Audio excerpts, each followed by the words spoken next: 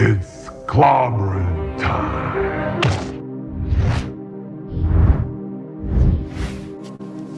Though infinity beckons, I must leave behind my very heart. Never has there been, never will there be another such as you. If leave you must, then let us depart together. Say no more. It cannot be. It can never be. Where soars the silver surfer, there must he soar alone. I've seen galaxies crumble and new suns a-borning. But in every star, in every sun, I see her face.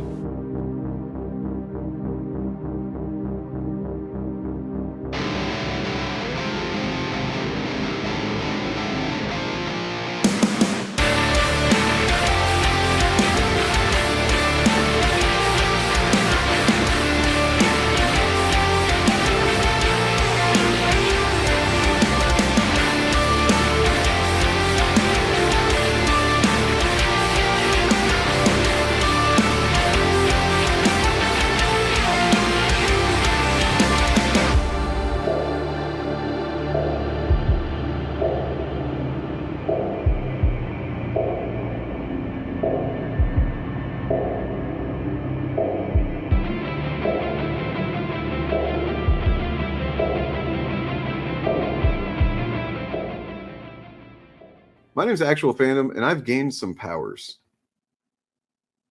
See that? Subscribe, or this could be your dog.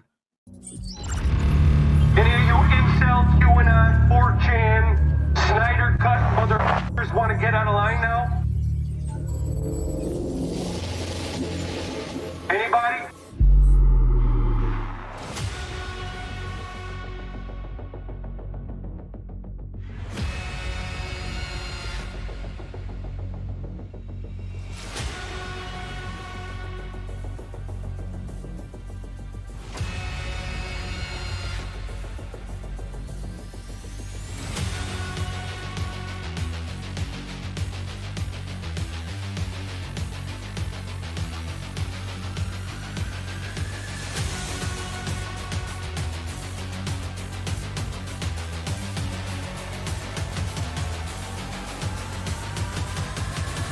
But man, you can't deny that view.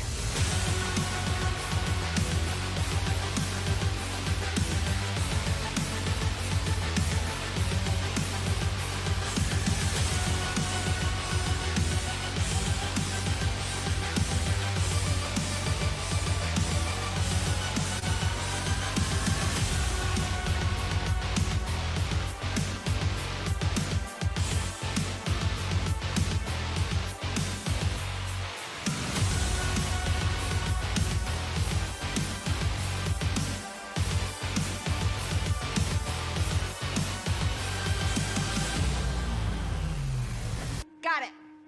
Get it. Got it. Good. Whoa! What's that? Oh, that's a shit. Why don't you go and subscribe to it? I dare you. I fucking dare you.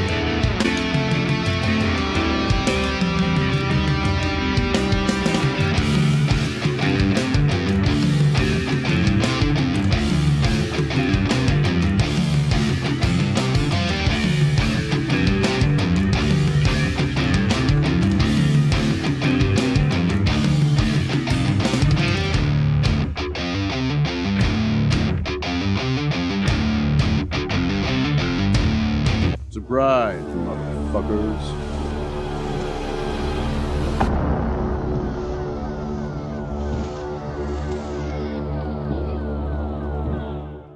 I have a huge announcement for you guys today. So sadly, all the former members of the Mac Club, including the Ultra Macs, have all been liquidated. But it ain't actually bad news. What it is it is what it is. But what it is we rolled the Mac Club into brand new, mostly the same, but rebranded memberships to my comic book club. I know what you're thinking. This sounds amazing already. You're an incredible man with absolutely amazing business acumen. How can I give you money to make myself more like you? Well, it's really easy. Just take out a credit card, go to my website, make sure you get all the numbers from the card punched into our state-of-the-art proprietary payment processing software, then sit back and relax because you're about to get into the absolute best club on the web. You're gonna get wallpapers for your phone and your desktop computer. You're gonna get a week free of crazy frog ringtone. Hello, people. While this is continuing to go on for just a moment, I'm setting up a couple of more things. I got new headphones, and I'm getting everything right on that. And then yeah, we'll be going. I know, man. Right?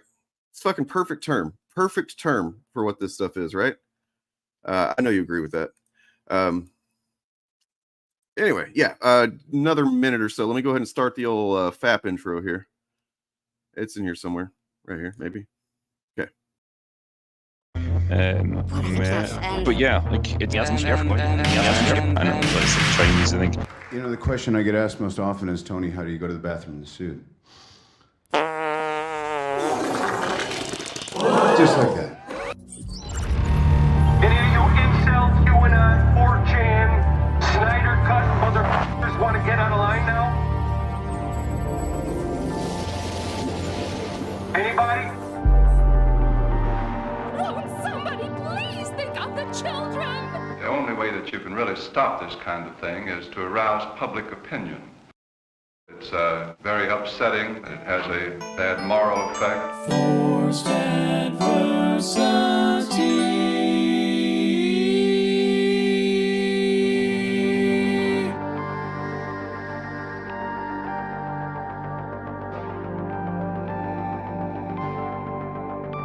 Ask yourself, what's more terrifying? Fear or the frightened? The facts of history and the aggressive impulses of an evil empire. Bad, B-A-D-D, bothered about Dungeons and Dragons. Up yours, woke moralists. Socialism has spread the shadow of human regimentation over most of the nations of the earth. And they're pushing identity politics with this. They 100% are. How do you think homosexuals reveal themselves? And the shadow is encroaching upon our own liberty.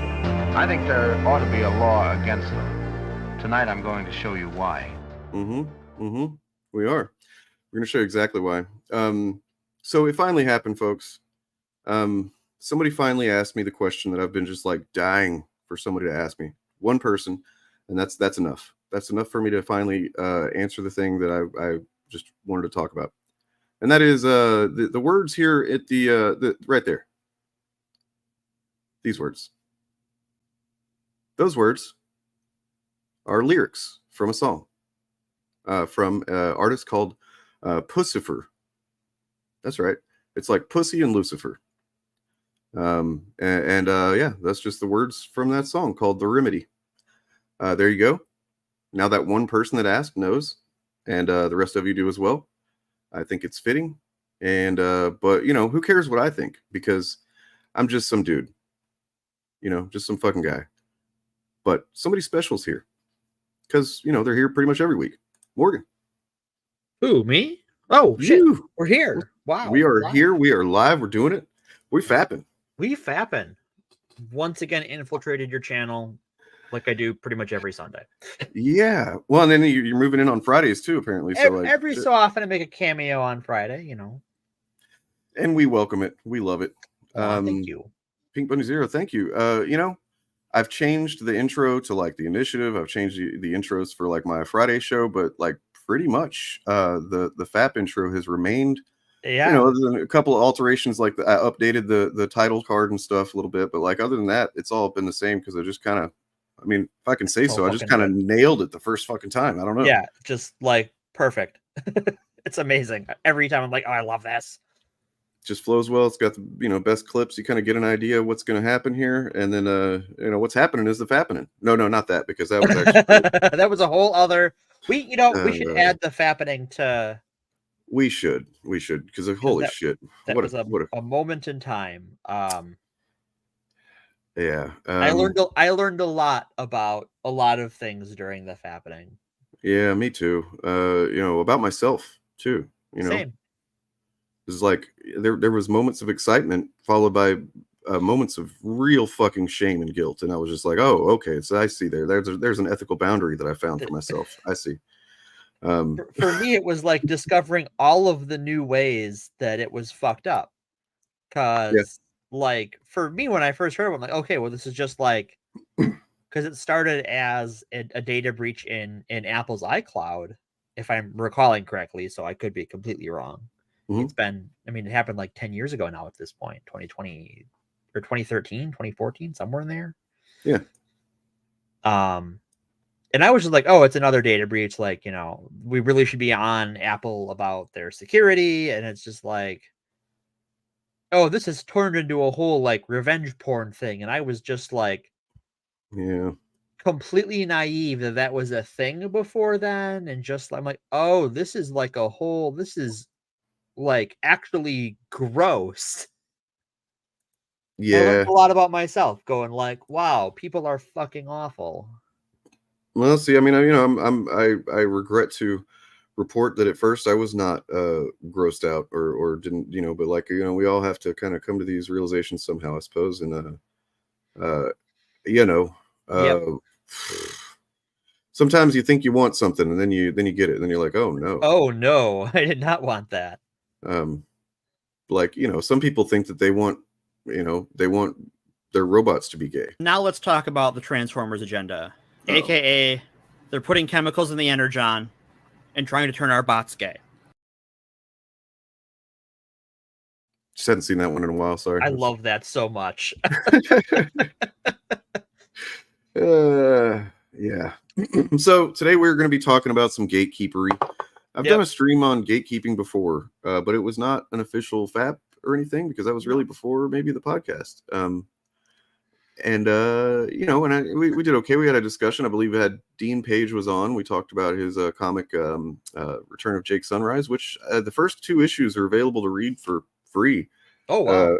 And I'll get the link here for that in a minute once Morgan gets revved up and going. Sure. Because this is a Morgan episode. Hi, I'm Morgan. Yeah, it's Morgan. Morgan works way harder on this show than I do. Oh, wow. So you made the intro, so I don't like. That's fine. I'll do whatever. Yeah. West Side Tyler's pretty rad. It's good to see him kind of making some moves and getting up there. Yeah, for He's a sure. good dude. But so I covered gatekeeping and essentially I really don't know where you're going with this. We probably should have maybe discussed it so I don't like step on your toes or anything. But like, this one's going to be a little more free form of a discussion, so I think there's plenty of places we can go. Okay. So I want to show what sort of incited my interest in doing this right away. So I guess we'll begin with the. Was it that tweet? It's the tweets. So I'll share some tweets, not the one I sent you earlier. That one we'll talk about later. Okay. But I'm gonna just do my share screen thing. Okay.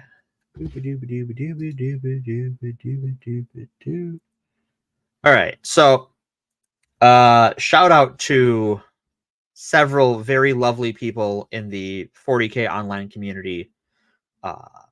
Bitshammer, Cerberus XT, Damon Shea Fay or Fay Shea, and then one other, and his name is going to escape me, and now it is going to bother me.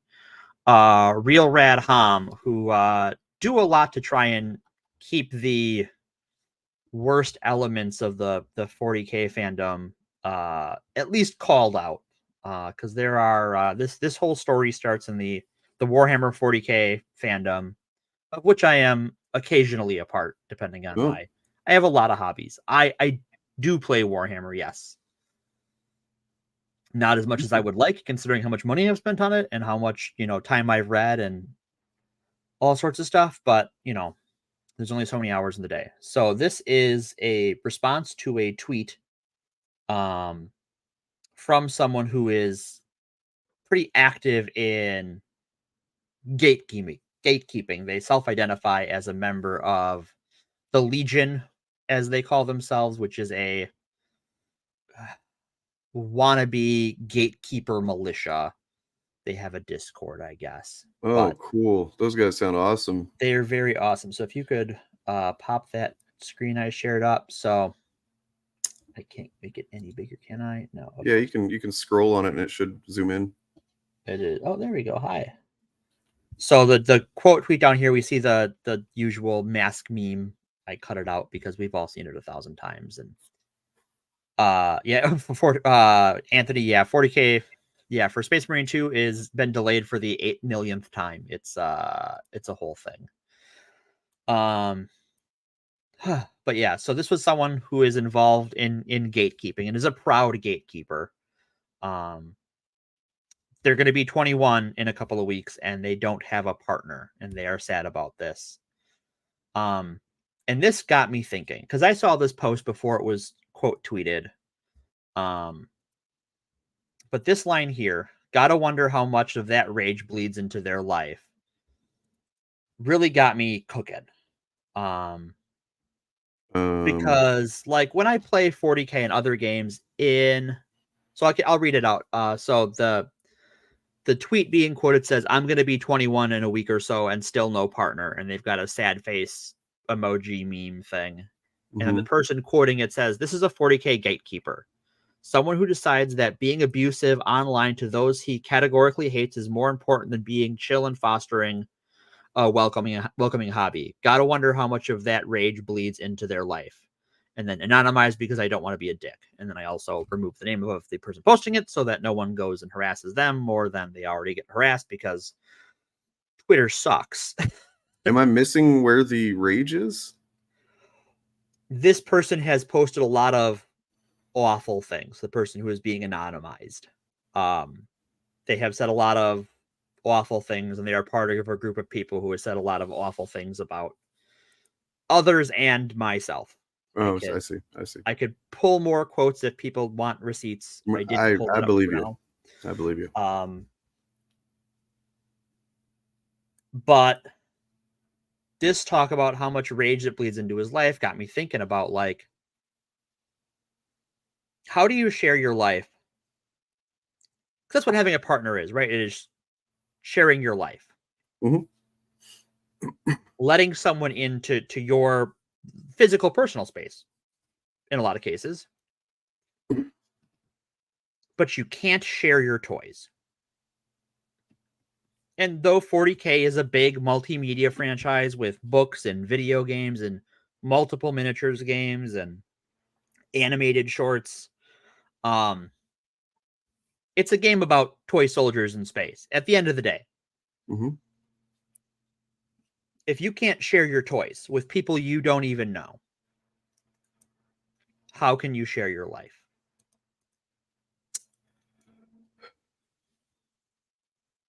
That is the question that got me cooking. Was how, well, I didn't expect you to start us off with like such a bummer fact. Like kind of like just really, it doesn't take long to ponder on that and think about what somebody's life is like that dedicates themselves. Like everybody kind of has gatekeepery tendencies to some degree. Yeah. It's like, it's one of those things where, like, as long as you're mindful of it, because we all love things and we have a possessive kind of almost human to have a possessive instinct, but like, as long as you don't act on it, but like to even just embrace it and call yourself that and like make it your priority is fucking, the implications there are depressing for that person's life. And that brings us to, oh boy, I'm breaking things. Oh. Well, when I bring up, so this was where I was like, oh, now this next one is why we got to do a podcast on this, because this is something that Dane has talked about quite a bit. Have I? this one. So here if you want to pull victim number 2 up. So this is someone quoting the tweet I just showed you.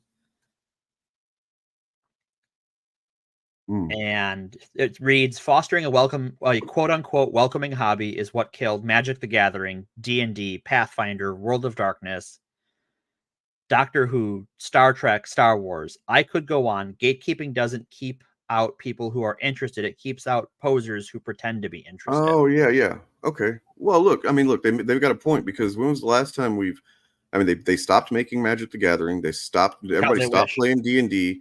I don't know what World of Darkness is, but that's probably because it just doesn't exist anymore. I've never watched Doctor Who, so that proves something. Right, clearly, Star Trek and Star Wars are fucking done. This person clearly, no, it's fucking stupid. It's fucking stupid, right? And this is the gatekeeper mentality. And I thought of a new term in all of this. Because I have another question after our more philosophical question of how can you share your life if you can't share your toys? These gatekeepers, I want to know, whose gate is it anyways? Because when you talk about that urge to gatekeep, right? Like, well, what is it yours to gatekeep? Whose is it? Why do you where does this possessive instinct come from? And how does it become this rage monster where you can't share your toys? And that was the sort of the questions I wanted to talk about today. They're good questions. They are fucking valid questions. Because the for anyone that isn't aware, I have a bit of a slogan that has actually kind of been picked up a little bit. I see people saying it, and that's pretty cool. Yeah. And it's ambassadors, not gatekeepers. And the reason that I came to that is because and I was talking about to my partner yesterday about this, and like how the reason why fandom stuff and then like outside fandom stuff, like as in cultural and or social issues, intersect so much, and this goes to show why it's so absurd that people want to act like they should be separate, even though they're the ones that really want to. They want it together. Because they benefit, but like, so what is racism? Has anybody ever thought about that? What is a racist? Like, we can kind of all, most people can kind of like point to what racism is generally. If you see it, you know what I mean? Or if or whatever, like something that otherizes someone that essentially, like the example we were talking about was, an older person who had said, told some, I guess it was like some Asian American who was at some restaurant or something like, oh, they must be fresh off the boat. And that is, it's, racism-ish, but it's really just like, it's xenophobia to a degree. And it's like, it's the kind of like, it's not at the peak levels of fucking racism that exist, but it is on that scale, you know what I mean? On that somewhere. And what does that statement imply? If that person had heard them say that, what does it say? It says that, well, you're not doing it right. You're not being an American right. You're not engaging. You're not speaking our language correctly. You're not doing, you're kind of just like fucking it all up and kind of almost maybe not welcome here. You're obviously not, like, the best case interpretation is you're obviously not from around here. And what is another way to describe that? Gatekeeping. Yeah, kind of. No, I mean, I think exactly. Like, it's gatekeeping your country, your culture, your geography, whatever you want to call it. Like, you're essentially saying that you don't meet what I think the criteria are to be here doing the thing that I'm doing and what other people are doing or whatever. And that's what gatekeeping is, fundamentally. So like, that's why, that's why I came to that slogan to it, is because it's the same thing. And I consciously did it knowing that I could use it in two different, respects. And it's like, that's why I call, I don't know. I don't know where I was going with that, but that's you know what I'm saying.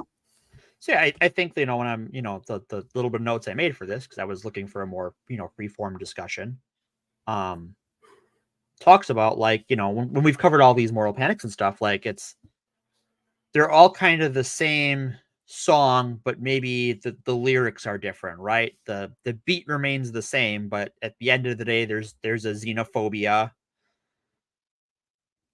There's a, some sort of logical shortcut or scapegoating. And then there's, someone trying to gain an advantage from it, whether it's profit or clout or religious authority. Whoops. Sorry, my bad, Morgan. I've been banished. I meant to I've pull been this off of canceled. there. Sorry. So yeah, there's this like break with reality. Like when we're looking at that list of things, Magic the Gathering, despite like really fucking up last year. So for those who don't know, last year was the 30th anniversary of Magic the Gathering. And to celebrate that, they put out a what they called Magic 30th Special Edition or something, and it was a reprint of the original Magic set. Well, technically the second Magic set, but that's a whole other can of worms. Using the modern card face, but all of the cards were proxies, so you can't use them for official tournament play. And they weren't going to like add it to any like usable events or anything. It was just going to be like a collector's item. And standard pack of Magic cards is about $4. For some of their special sets, like $10, $15. For 4 packs of this, randomized cards from the original set of Magic, proxies of them, so not even real cards, 4 packs was $1,000. So like in my mind, one of the biggest blunders in all of hobbies ever. Like it was so bad that they couldn't get Magic YouTubers to even cover it, to do openings, to do sponsored content on it. They had to get, or they tried to get YouTubers who made content for other card games like Pokemon and Yu-Gi-Oh! To do openings and do coverage of it because they couldn't find anyone in the Magic community who was willing to touch it. So even after that, after possibly the biggest blunder in nerddom, D&D is Dungeons and Dragons, Anthony. Check out our D&D Satanic Panic episode on the FAP channel for more details. Like even after fucking up that badly, Magic is still highly successful. Dungeons and Dragons, despite me not particularly caring for this edition, very successful. The movie made a bajillion dollars. Pathfinder, a game I run, used to be it for a while was selling more than D&D was, and now even though it's not doing that, it's more profitable and popular than it's ever been. World of Darkness, I mean, if there's something on this list that might actually be failing, it's World of Darkness. That's another role-playing game. If you've heard of Vampire the Masquerade, there was a video game. It's popular as a live-action role-playing game. That's World of Darkness. That's probably the one on this list doing the most poorly. So when you're talking about like this gatekeeping mindset, there really is this like you have to like have a logical shortcut to pretend all these things are failing because the math isn't there, right? They don't have the numbers. Yeah, and if you can't point to a alleged consequence to not gatekeeping, then there's no point in gatekeeping. Which if you look at like you're saying, the math not being there, and the fact is that those things listed on that on this are not failing, then kind of just doing some quick logical deductive reasoning there, you can say, well, gatekeeping is pointless. In fact, so Morgan is an old school comics fan like I am. Back when we were youngins, reading comics, it was not. I mean, it's still somewhat of a niche thing, but like I would say it's still like comics, like superhero fandom has sort of ballooned well past the reach of comic books at this point. But its superhero fandom was not really that long time ago, or even a couple decades ago. But if gatekeeping had been successful as far as like comics fans, just like, if you don't read comics, you can't fucking have an opinion. You can't talk about, if that had somehow been successful, we would Right. not have a Marvel Cinematic Universe. No. And this is something I had to come to. Like, I remember when the X-Men movies were coming out, and it got to maybe the second one, and I really, really loved that movie. But then there were like little things, as with all those movies, that like weren't right. You know what I mean? From what I knew to the comics, and it's like it was bugging me. And I would see people saying, and people still do this. They'll say, "Oh, they didn't get this one little thing. They did this little thing differently, so it's fucking wrong. It's stupid. It's bad, or whatever." And they just like throw the whole thing away in their mind. Right. And it's like, yeah, but they did that because, well, it also has to appeal to mainstream audiences. Well, and also, like, when you're talking about, especially a property like X-Men, I know we were talking about it on Friday, talking about like the X-Men in the MCU. Like, how the hell do you introduce them? It's like there's decades of X-Men comics, like over half a century at this point, and like everything references back on itself, and like I don't even know that you could start at the beginning without like working your way back around to something that's come later. Like how many, even like when they rebooted with First Class, the second movie is just a big reference to the original thing, and then they brought the Phoenix into it, and it was just like, god damn. Because like the Phoenix wasn't even, that doesn't show up for like a decade and change, right? Like, I'm not crazy. If you start reading X-Men with X-Men #1, yeah, it's going to be a while before that concept comes up. Yeah, well, I mean, first you have to get through the years of no new X-Men comics. No, right, where it's just reprints. They relaunched with Giant Size X-Men, and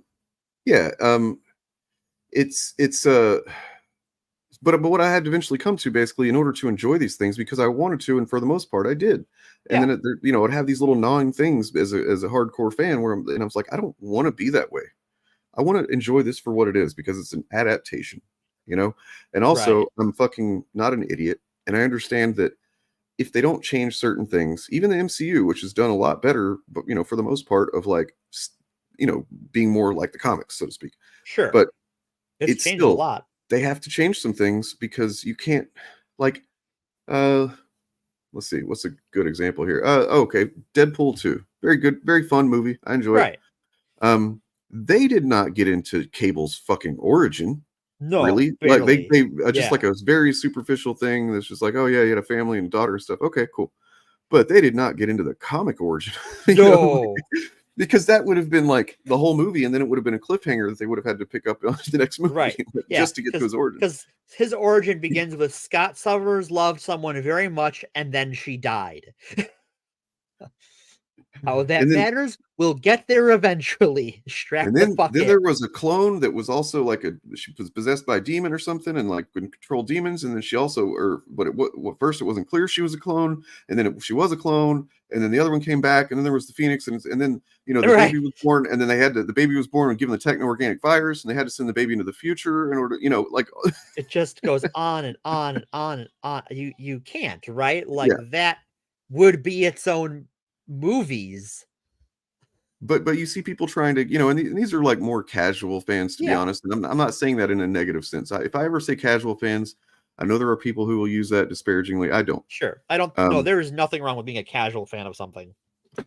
But like, it's typically what I suspect that people who have that kind of opinion still are people who they just know a couple of things about a property, and they feel like they're just going to wield that as a little piece of power, because ultimately what it is it's flexing some kind of social power in a lot of cases. And I think we saw a lot of that, this last week with the Nightcrawler and Mystique comic. Oh god. Where like all of a sudden there's these people quoting, his whole origin story with Azazel. And it's like anyone who's like a big X-Men fan is like, one, we all know the Claremont story, and two, no one likes that story. Right. Yeah. I mean, it's the Nightcrawler's, parental origins has just been the kind of thing that you just kind of accept it because, like, whatever, I guess he's got to have one. and Right. there's a connection to Mystique, but like it's not something that I'm, it's fine, whatever. But now it's something that actually has depth and resonance, Wait, character resonance. yeah. Like this really matters between these characters. So yeah, let's see.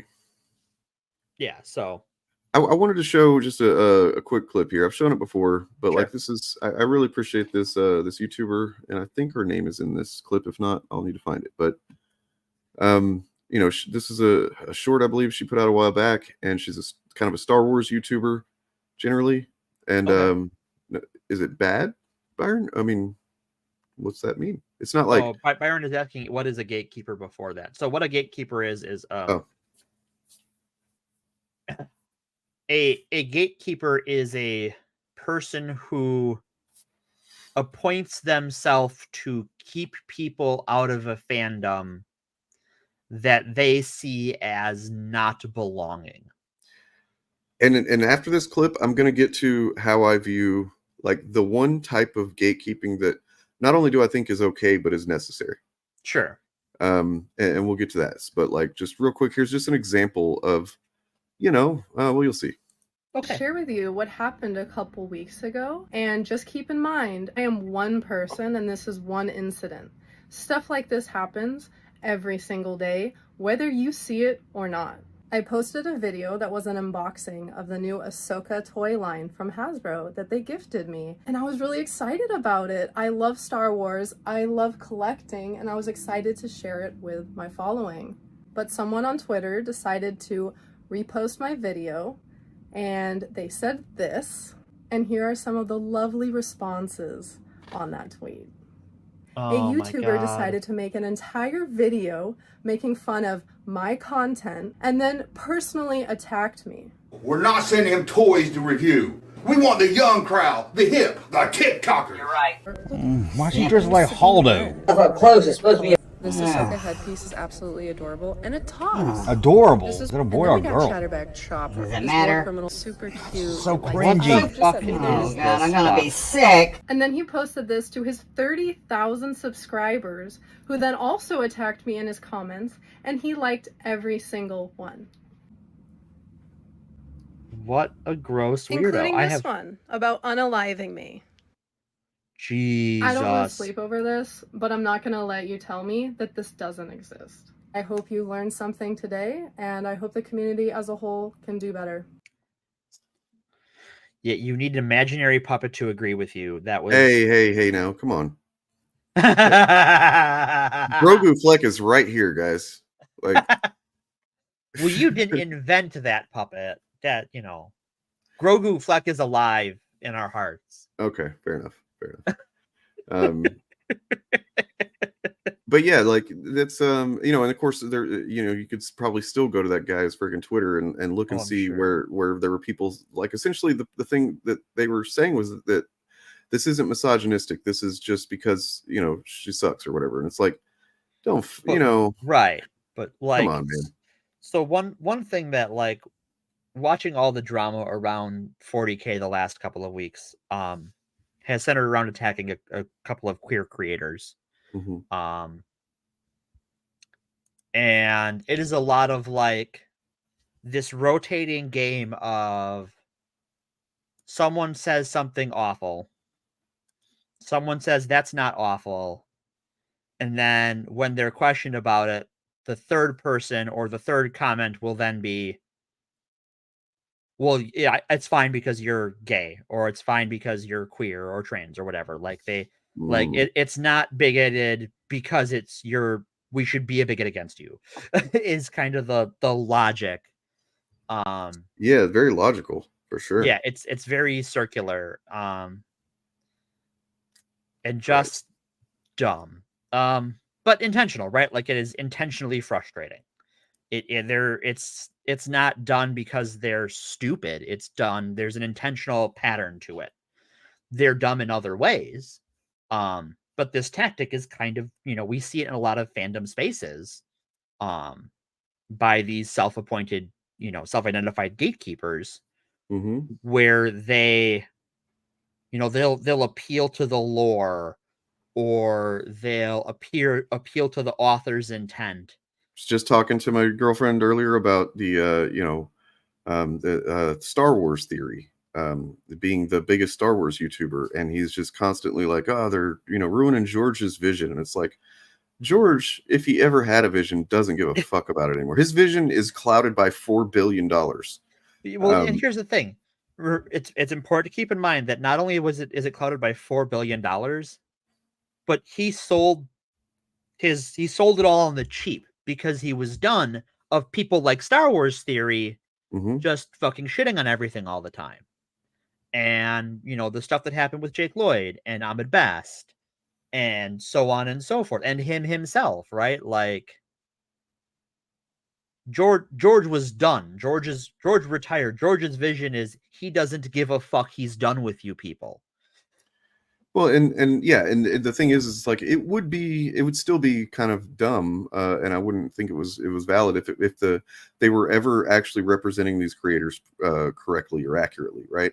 But like they most of the time don't. You look at I made a video like last year about when She-Hulk did the twerking thing in a post-credit scene, and everybody was saying Stanley's rolling in his grave. Stanley's rolling in his grave, and it's like, you mean Stanley who created Stripperella? Stanley who does the cameo in Deadpool where she's the strip club announcer, like that Stanley, that guy would have a problem with this. Okay, well, Joel, like, citation needed, man, because I can show you where, you just look at the screenwriting credits and you look at some of the obvious choices that were made between Empire and Jedi that were not part of a vision. I don't know if you know what a vision is, but like that's not that. You know what I mean? It's not when you have the two of the main characters kiss in one movie and then decide, oh wait a second, no, they're brother and sister in the next one. Like, well, and they kiss in that next one too. Do they? Yeah, they kiss because she kisses him when he gets out of the bacta tank. Oh, when he's in bed there. But that's the second one, right? But then that's the same. So he kisses her, or she kisses him in the same movie that they set up that they're related. Do they? Well, they set it up and they reveal it in the third. But like, well, they say there is another. That doesn't mean that they had planned. Right? Doesn't mean they had to. But like, anyway, yeah. I think George had a vision. I think that like all visions, your eyes change as you get older, and your vision changes. As time goes on. Yeah, that's true, Joel. And in fact, you're right. You bring up a good point because he had a vision with the prequels, which everyone fucking hated. The people that are constantly talking about George's vision, they're trying to George's vision. Yep, they are obfuscating and trying to erase history of what the fucking vitriol was like towards those films when they came out. You could not find anyone that I mean, maybe somebody would admit like privately, like in a vulnerable moment, that they're like, I actually really like these movies, or something like that. Right. But like for the most part, that would happen. And I think there were a lot of people who like the third one was good. Yeah, like that was me. I think a lot of people like the third one when it came out. That was sort of the best of the three. I know my opinion on episode 2 has always been, I think it's half of a good movie. Yeah. Because I think if it was just 2 hours of Ewan McGregor's Obi-Wan Kenobi going around being a detective, that would have been an interesting movie. It's just the other parts of that movie don't come together. Hey, that's great, dude. Like, and that is cool. And I believe you, but you are not the entire fandom, and you don't disprove anything that I know for a fact is true. And you can still go find this stuff on the internet. But I mean, when we did our Star Wars episode of weeks ago, we played the Ewok gospel song at the end, which was about how like Star Wars fans back then hated Star Wars. Star Wars fans in the early 2000s hated Return to the Jedi. Yeah, Screwface makes a great point here, because like you can't appeal to the guy's vision when he fucking sold it. Well, like, even if he gives up his right to a vision when he sells it, right? Like, and he knew that. Mm-hmm. And he knew, like and they consult him to a degree, and they use some of the ideas from legends and whatnot. But like,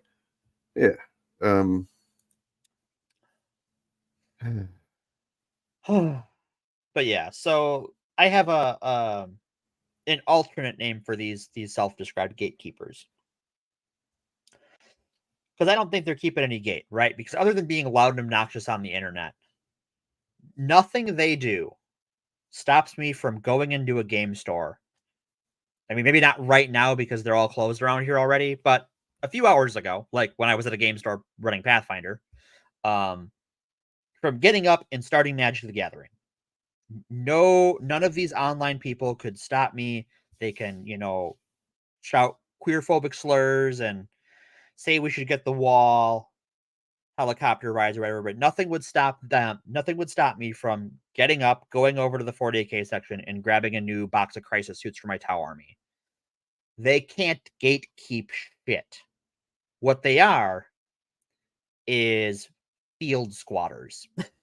They are standing in an open field and shouting, "This field is ours! This field is ours!" Meanwhile, everyone else is still just like hanging out in the field, playing in the field. Right, yeah. Yeah. They're loud, they're obnoxious. They might go get in your way sometime. They might make the environment inhospitable, but ultimately they're taking shits in the field. You know what I mean? Like, and you step in it sometimes, like, oh man, I stepped in that dude's shit again. I was having a good time.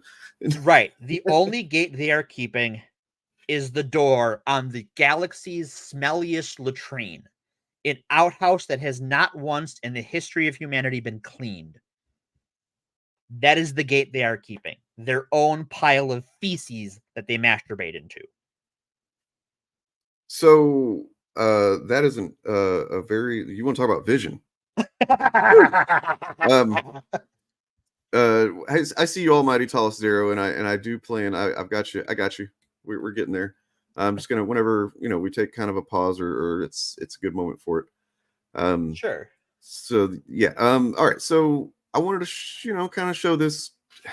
This is basically exactly going back to how I relate fandom and gatekeeping to things out, social spaces and just like socialization outside of fandom. The racism thing that I talked about earlier, when you boil it, the function, if you kind of just strip away the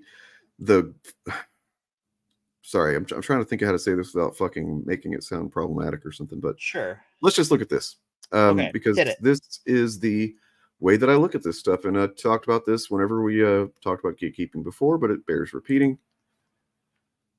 You've probably seen this. The Paradox of Tolerance by philosopher Karl Popper. And the philosophy is this, that you should basically, we'll just read it.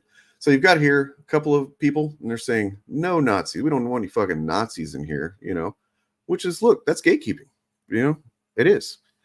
And there's a Nazi saying, you want more tolerance? Respect my ideas. And you see this all the time from the right these days. All the fucking time you see this. Like, oh, they're, the what's the meme? So much for the tolerant left. Right. You say you don't want to. I get it all the time on my channel. People saying, oh, you say you don't like gatekeeping, but you don't like these other opinions here. And it's like, well, hold on. What are those opinions we're talking about?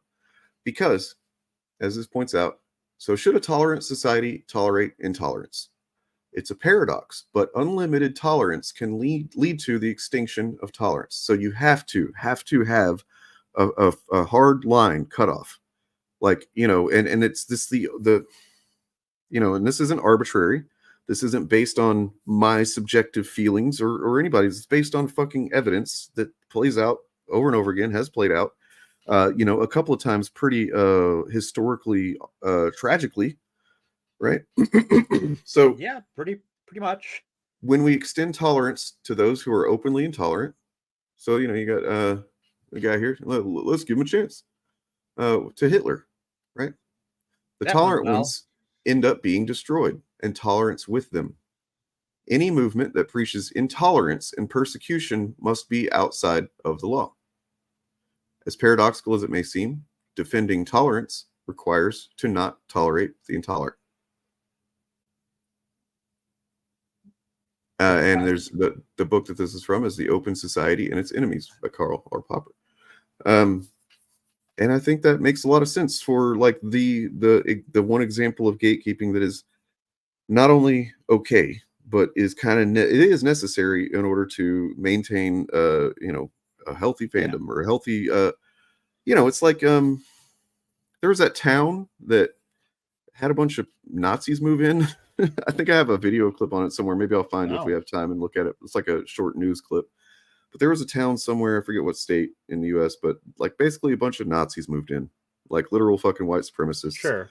Openly doing Nazi shit. Nazi shit, yeah.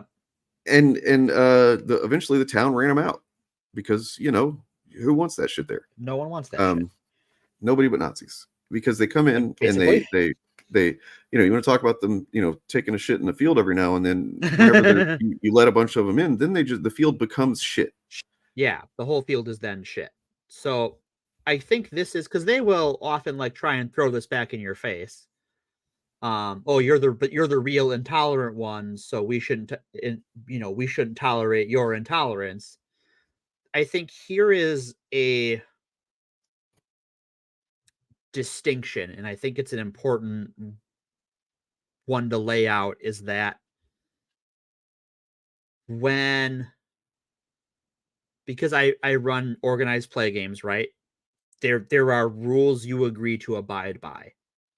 So if I were to, because we have a number of them, myself included, queer players of various stripes, if I were to just kick them out for being queer, that's prejudice, right? All I have done is removed them for some, function of their being. They haven't done anything. True. Whereas if someone is being an asshole to queer people, which we've had happen a couple of times, there's a procedure. There is a, for lack of a better word, a justice system that is like, okay, so the first time we tell them, fucking stop it, right? Like, hey, guy went off in the middle of a session, and, these sessions are pre-written. So, GMs run them pre-written as they're run. There was, and I think the character they got upset about was an automaton. So literally like a golem or a robot that used they, them pronouns because they're a toaster. And it's like, there's no they, them, it's only he. And it's like, hey, dude, quit it. That's not cool. The second time, it was like, hey, don't do it again or you're done. And I sent an email saying the same thing. And then the third time, it was like, you got to go. You're not welcome here anymore. Get the fuck out. Yeah, because we have to have space for people that haven't had the opportunity to learn. Yeah, and that's sorry. Go ahead. Yeah, and I think that's the important distinction, right? Is like when we talk about not tolerating the intolerant, their intolerance is prejudicial. They have problems with people because of unmodifiable traits about them that are of no harm to anyone. Whereas they can choose to be an asshole. They can choose to be a bigot.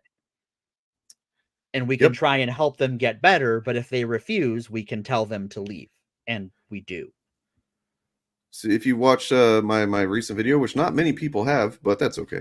The upload from, I think, yesterday, what does chud mean anyway? Right? Like some of you might have seen the stream where I talked about it. Yeah, I saw the preview, the stream that you played it before. So, a chud, as I said, kind of came up within the moment of talking about it, is like choice is the determining factor, right? Like you choose to be a chud, right? If that's an easy way for you to remember it, I don't know if that's a helpful thing at all, but a little mnemonic, yeah. Yeah. So I just want to say, Joel, I see your comments, man, and I'm not disagreeing with anything you're saying. I don't think anybody here, at least on this stream, hate the prequels. Yeah. Because we probably have, I'd say we might have a complicated mix of feelings about the prequels. I have a mixed opinion, right? Like I think 1.5 good movies out of 3. I guess is how I would put it.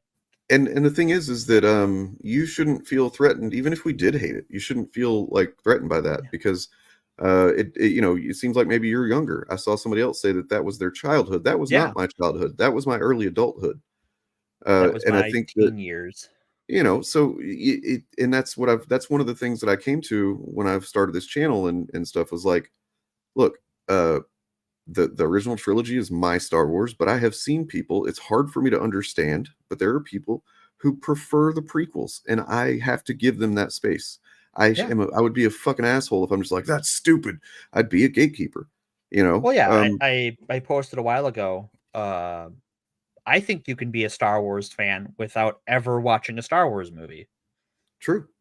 There is so much Star Wars out there, that if all your introduction to Star Wars was Jedi Survivor, or if you moved from World of Warcraft to the Old Republic back in the day, and that was your introduction to Star Wars, that might be all the Star Wars you interact with. But if you're, playing the Old Republic and you're raiding every week, doing operations, that can be 20, 30 hours a week.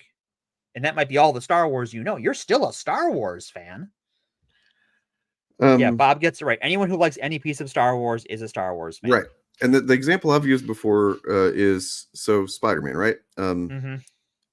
If a kid sees, I don't know, like an 8-year-old kid or something, sees a Spider-Man toy, and that's the only thing he's ever seen of Spider-Man. Yep. Right. And he goes, oh, he's like, this is cool. He likes the way it looks. He likes whatever, it makes a sound or something. And he's like, I love Spider-Man. I'm a Spider-Man fan. If you then go, well, have you read these comics? Have you seen the movies? No, you're not a real fan. You're that is a child. Please stop. And the same, I mean, it doesn't even matter if it's a child or an adult or whatever, no, because it doesn't. That person has a connection to that thing. And that's the only thing that matters, is they've connected with it, and that's theirs. You can't fucking take that away from them. You shouldn't try to, and you shouldn't let anybody else threaten your connection to something, which this kind of teases what I think we'll get into a little bit later about what the psychological, kind of reasons for people that gatekeep, I believe. Yeah. And it can go both ways, is how secure you are to your connection with this thing, right? That's what how much can you share your toys? But yeah, so what was I saying a minute ago? Got completely off track. Before I addressed Joel, I was saying something. You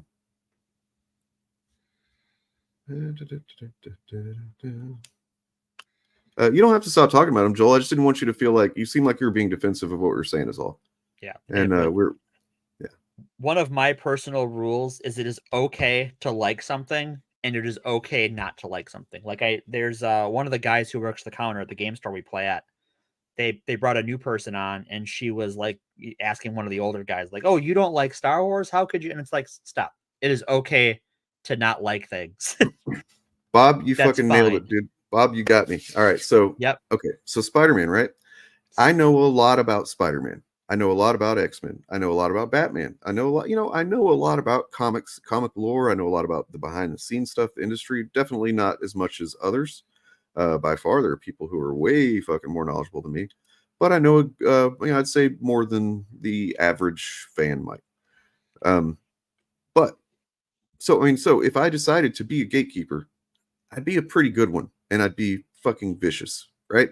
Because if somebody doesn't meet what I think, what you need to, but that's arbitrary. There's no reason for me to do that. It's just occupying myself, making life, shitty for somebody else, at least making their day shitty or an encounter shitty, for no reason other than, well, we'll talk about it, but, or do you want to talk about it now?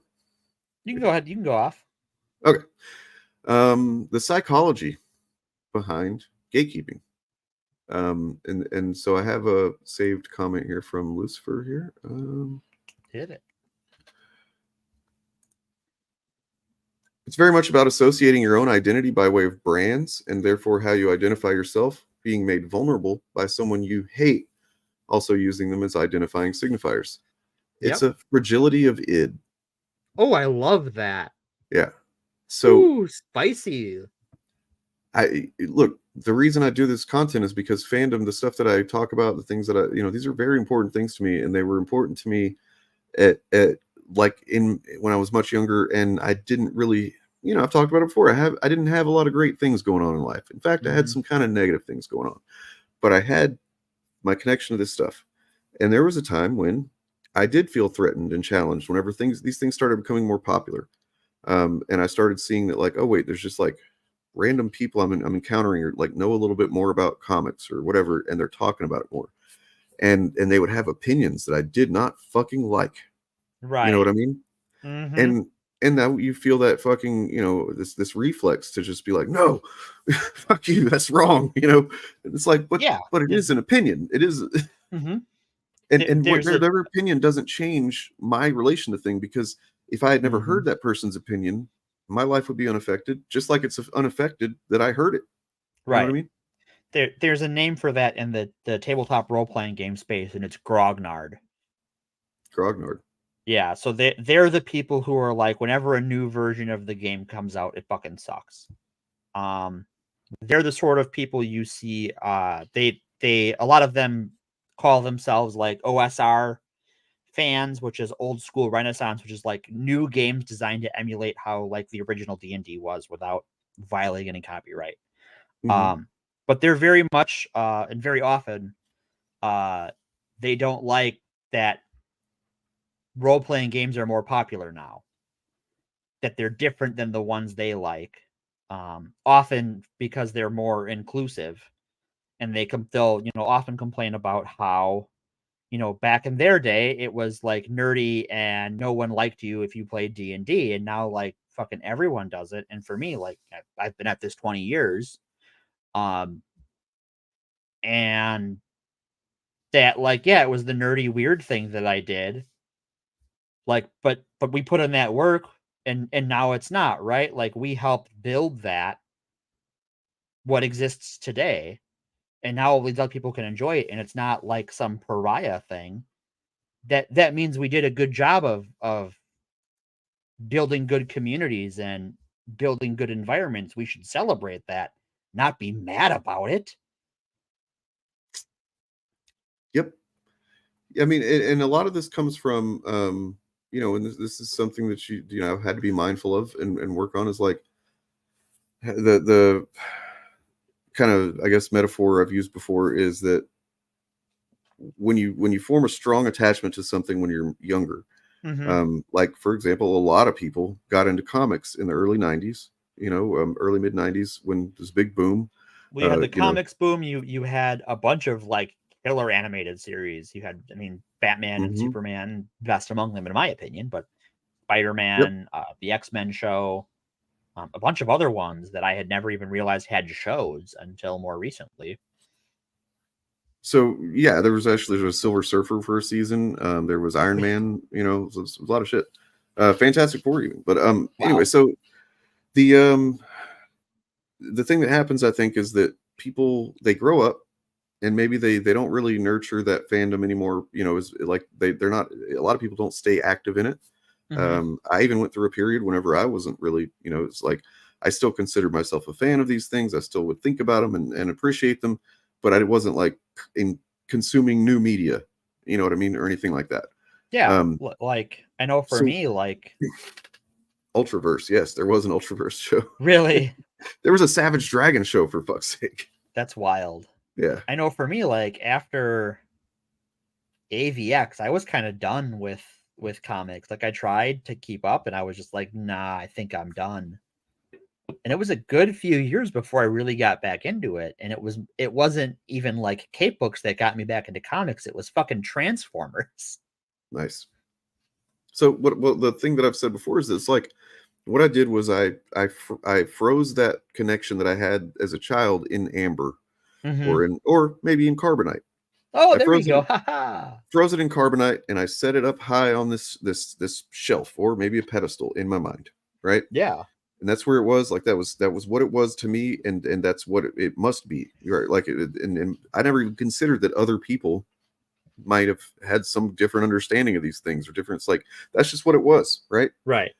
And then you get older, and then you start realizing that other people might have had different appreciation for things, or they didn't. I remember the first time I heard somebody say that the X-Men animated series had shitty animation. And I was like, what the fuck are you talking about? Because really, after like the first season or so, it kind of did. But what I was thinking of was the designs were amazing. Oh, sure. But I was kind of conflating that with the animation in my mind. And so like, I was just like, what the fuck are you saying?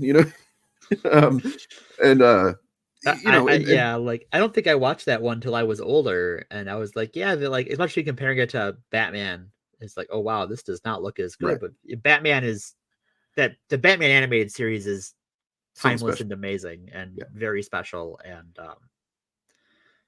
So just maybe ask yourself if you've ever taken that Carbon Knight object off the shelf in your mind and kind of like cracked it open and applied new context to it and kind of given it, you don't have to. It doesn't kill it doesn't kill your childhood to kind of look at it with adult eyes.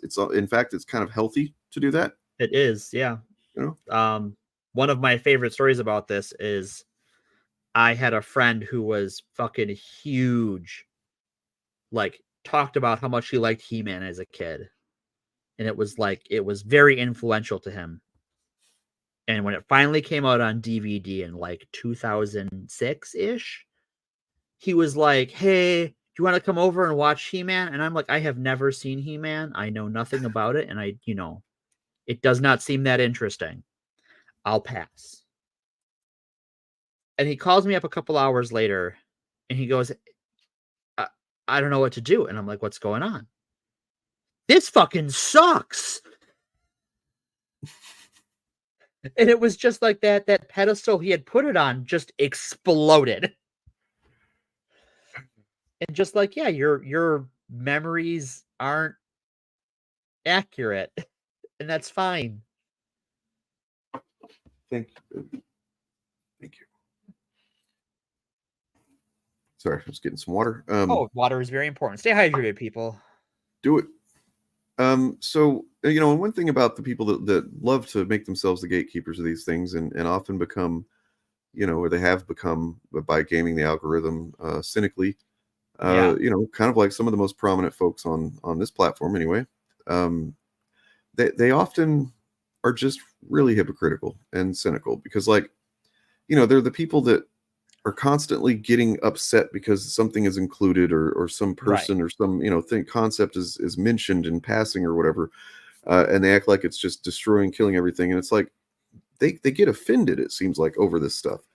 I think that's performative, though. I think that they are, at this point, most of them very, at least the ones that have a lot of traffic, are there's pretext, and hypocrisy isn't anything but a choice, right? Like they will argue whatever side of the argument makes them look best, right? In a given moment. There's no consistency to it, and we can prove that. We can prove it, with a little help from pop counterculture, because really, like, I don't get offended by shit. Oh, that hasn't aged well. Well, yeah. Well, I don't know if you've seen Pop Counterculture's video from the other day. No, I have not yet. We're not going to watch the whole thing, but we'll watch kind of like the gist of it because a lot of things have not aged well. So, and if you're not subscribed to Pop Counterculture, you absolutely should be. I'll grab his link in a minute. He's kind of having a moment right now because of this video. He's gotten a lot of attention. Yeah, he's drawn some attention to himself. And you'll be able to see why here with this. It's the type of attitude that I like. I'm not in this for the money. I'm not in this for the internet fame. We're not going to bend on our standards. I love the everyone loves a contrarian, and you are a contrarian, and that's a good thing. I don't know if I'm a contrarian. I mean, that contrarian means someone that's just going to go against the grain no matter what. And I don't necessarily know if I do that. You'll probably eventually see me on YouTube with my contrarian, my interesting opinions. Interesting contrarian. And I'm held back a little bit too. One of these days, we're gonna let me go. Someone retweeted a comment that someone made and it said, "No one hates Star Wars more than Star Wars fans." And that is absolutely 100% correct. I have never seen such a immature, whiny, little bitchy fan base in my life. It's ridiculous how pathetic these people are. Now look, I don't love everything Star Wars, but do I constantly whine and bitch and complain about it? No! But if I don't like it, I complain about it for like a few days, and then I just move on with my fucking life. I don't understand this need to continue to bitch and whine and moan. Please, just move on with your life. We just don't care, and we don't take you seriously. You're just a bunch of like annoying little children that if you don't get your way, you just crawl into the floor and you whine and you cry and you piss and you moan. Like, anybody, what I get suspicious about is if you get on social media and start claiming moral superiority and you start acting outraged at the smallest joke or the smallest comment or anything like that, if you start getting like offended and outraged by shit like that, then, you know, red flags go up for me that you got some shit to hide. Like, I don't get offended by shit. I don't know how people are so like easily offended these days. And really they're not. They're acting offended because it gets you traction on social media, and it gets you retweets, and it gets you likes, and it gets you attention, and it makes you seem like you're just this really upstanding person. Like, fuck off with that. People need to stop acting outraged and stop being shocked by Hollywood being full of douchebags. They've always been like that. This is not breaking news. I get it. There are certain people that are going to just throw blanket claims out there to try to get attention. Upon the release of The Last Jedi, Jeremy Griggs released a glowing review. It has since been taken down. This is the only surviving clip. I love The Last Jedi, and I think it did a damn good job for being what it needed to be for Star Wars. Okay, so right there, I want to address the thing, and I talked about this the other day whenever I looked at this, but so in the past, whenever I've shown that clip, the I love The Last Jedi thing, which I've shown, you know, quite a bit. Right. Yeah, a fair number of times. It's not a new clip that was recently discovered to back a smidgen. Because, well, I mean, the thing is that it's hard to find anything except that clip about that. So that had led me, being the skeptic that I am, who's not just here to make, you know, like fucking propaganda. It's like, look, he fucking loved it for sure. I would say that's actually sounds like my opinion on The Force Awakens. Right? Yeah. So I've literally almost said that verbatim about The Force Awakens. Like, you know, I think I've defended it in that way. I've said, you know, people, oh, it's just too much like well, I think it needed to be that, because I think Disney needed to show that they know what they're doing. Look, we can do a Star Wars, right? So that's been my opinion on The Force Awakens. So I was always willing to lend, you know, the possibility that he misspoke. And that wasn't actually him saying that he loved The Last Jedi, that he meant to say he loved The Force Awakens, right? But then Ed made this video. It's not that hard to figure out. I like The Last Jedi. I think I've made like 3 fucking reviews on it, and I'm still trying to figure out where I stand on this movie. But I'm a mess when it comes to this movie because I just can't figure out how I ultimately feel. But as I'm sitting here right now, I like The Last Jedi. So dun.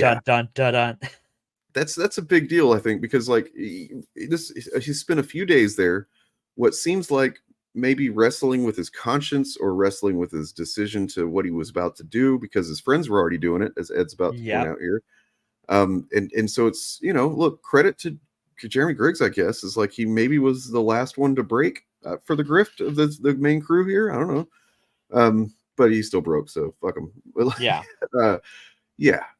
And then you can see it so clearly here whenever it pans over his videos from that time period. At Geeks and Gamers, and you can just see the views. Like I honestly, most people might be tempted if they saw this kind of a leap in views happen. Right. As the backlash over The Last Jedi grew, channels like Nerdrotic and Doomcock saw an opportunity to capitalize, fanning the flames of geek rage. And after years of putting in hard work into a channel that rarely fostered more than a couple hundred views, Jeremy couldn't resist. Not to sound like a dick, but I just don't care. I mean, there's 400 people watching this stream. If one of them knows my name now that didn't know it before, it's a success for me. At the end of the day, I have tried to build Geeks and Gamers by doing it the structured way, the methodical way, the think it out, prep it, you know, take notes, think about everything you're going to say, and it fucking failed miserably on me. The day that I started doing what I'm doing right now, which is what you're, having a problem with, is the day that I started becoming successful. Because that's fine. I mean, it's what the internet. There it is. I mean, the timeline speaks for itself. Like, and that's what's amazing about this video is that Ed barely says anything in it, right? Like, it's just putting clips in a chronological order, the irrelevant clips, right? And you let them hang themselves. Yeah. So it just goes to show that, like, especially when it comes to YouTube and the people that take up so much freaking oxygen with this stuff, it's not only that, it's not even that they're like for example, I think Star Wars Theory probably, at least at some point, really loved Star Wars, and maybe still does. It's just a really perverted kind of love that he has for it now. But like, these guys, I don't know if they ever really gave a shit in some ways. You know what I mean? Like, I don't know. I've, like a lot of people, I didn't know, they'd never heard the name until they were out vomiting all over the internet. DJ Eric Debunks, Eric's Reloaded, he's got a theory that he introduced to me that was like kind of blew my mind, because I feel like I've examined this stuff a pretty good bit. And he said that he thinks that, and this is something I can't understand at all, I can't relate to it, but I could be true, that part of this could be that it's like a shame reaction, because it's almost like they're ashamed of their appreciation for these franchises that are seen as for children or whatever. Really, for Star Wars is made for children, for families anyway. Right, it is. It's a family movie. So it could be like a shame thing. Like, they can't allow themselves to like anything new. They have to shit on it because it's like they're, otherwise, what are they admitting? That they have a vulnerability, that they enjoy childish things. I don't know. Toxic masculinity mixed in there somewhat. I don't know. It's it doesn't have to be one thing, right? We're talking about, at the end of the day, a bunch of different people who, as we've seen in other things, when they don't agree, it gets fucking fierce. Hey, look at that guy. Oh, that fucko. Yeah, so we'll get to right here where he talks about the algorithm and stuff. We've all taken things out of context. Okay, fine. You want to make a video about that and say, I think that's a shitty thing to say, but why did it turn into like a year almost of nonstop videos and because he was using the algorithm? Like, he knows the algorithm was geared towards making those kind of videos, so he did it. So you do admit that Geeks and Gamers uses the algorithms and how it favors sensationalism and outrage. So you're making outrage content, right? What is YouTube about? Getting views. A lot of people want to get views. Like, if your algorithm is pushing one thing, you're gonna make more videos on that thing. Brie Larson. I don't understand this need to continue to bitch and whine and moan. Brie Larson. Anyway, you get the idea. He says Brie Larson a lot.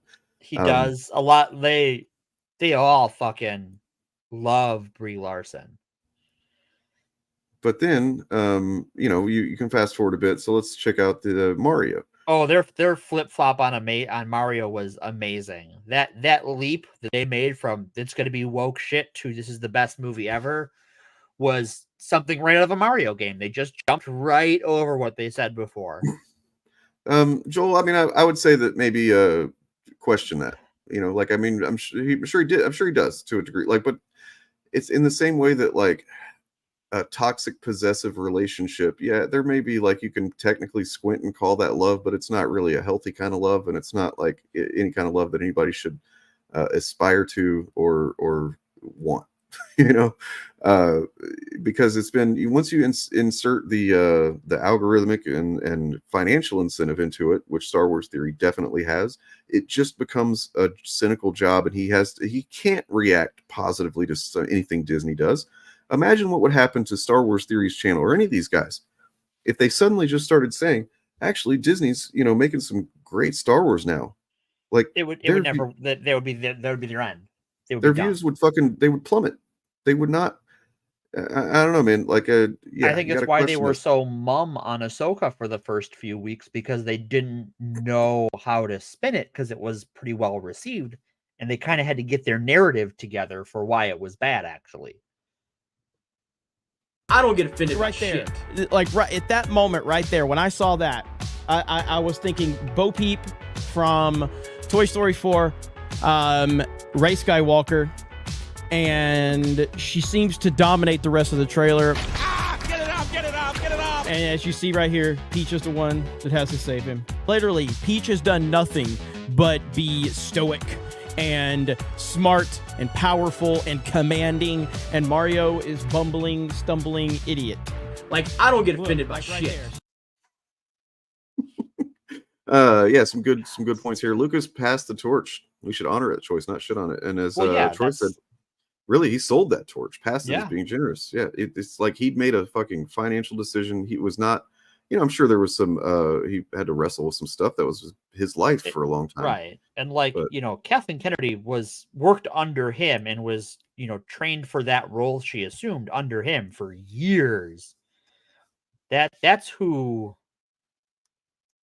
George wanted in charge, right? That was George's vision. Mm-hmm. Exactly. Dude, we watching this video. Sorry, man. You caught me using your video for content again, man. Shit. I have a question though. This pop counterculture guy, have you ever seen him in the same room with that PP Little fellow? Come to think of it, no. I think they're like working together to like play both sides against the middle. Like I think there's some sort of saboteur or something. We should be careful about this guy. It explains, because I was asking Ed the other day, like, hey man, why don't you debate PP Little? Because like we debated the initiative debated him at once, and he all you guys did. He fucking trounced us, destroyed you all. It was so embarrassing. So we're like, Ed, please, man, you got to like redeem us. And he's like kind of giving me these, wishy-washy answers and stuff. And it's like, I don't know, man, starting to kind of, yeah, I don't know. He's kind of shady, that Ed. No, it's great. You should subscribe to him. I put his I should actually pin it. If anybody is a mod on YouTube on the chat, and you can pin that. I don't know if you're able to pin or if that's just some function I can do. I think only you. Where is it? Okay, I'll post the link again here. Oh,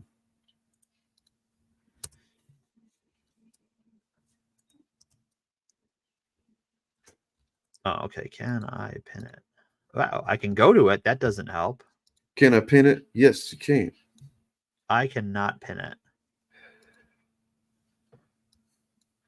Of course, this annoying little pop-up with fucking emojis is in the way, and I cannot get rid of it. Thanks, fucking YouTube. Why does YouTube suck so much now? I don't know. I really don't. Because, I don't know, chuds, maybe? Capitalism?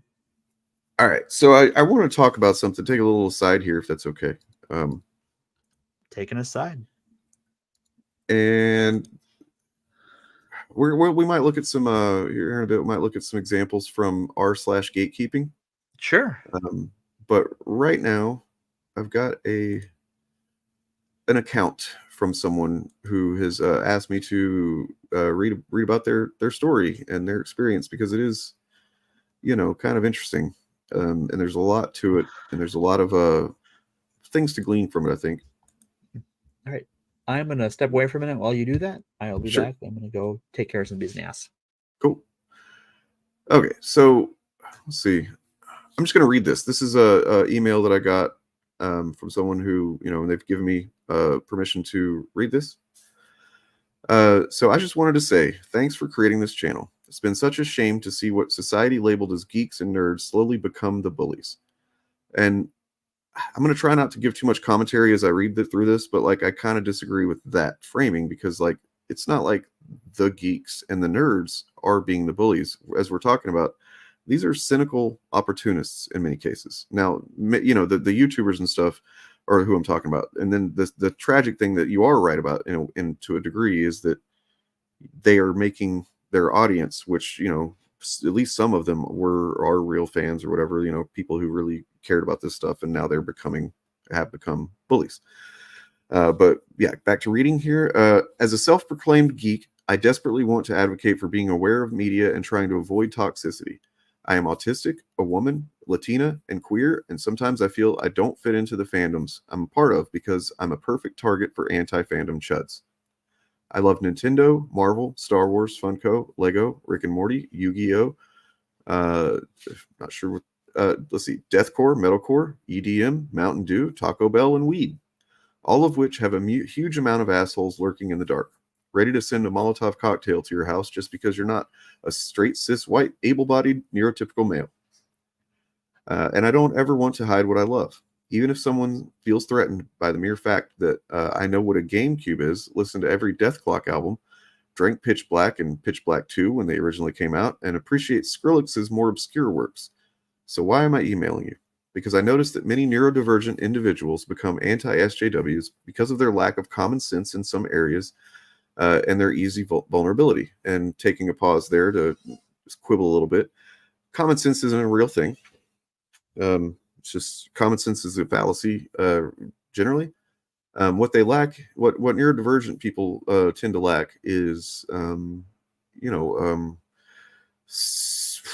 sociability or ability to relate to, just a group of strangers easily. Like neurotypical people like myself, I do better in one-on-one type of situations when I meet someone who like we have something that we can relate to or whatever. But like I'm better now, but like I used to be really awful at just like going to a party and then I'm presented with a group of people I don't really know and then trying to connect to those people in a way that didn't come off like awkward and shit. Now I don't really give a shit, but like it used to really fuck with me. But that's the thing is like it can create a sense of alienation for those people. And then they get online and they see, people in these communities that are giving them an easy cheat code to be social, right? This is a cheat code for having a group of friends, which is hating a thing, right? That's what it is. You don't like the new Star Wars. It's not like the old Star Wars. Here's why.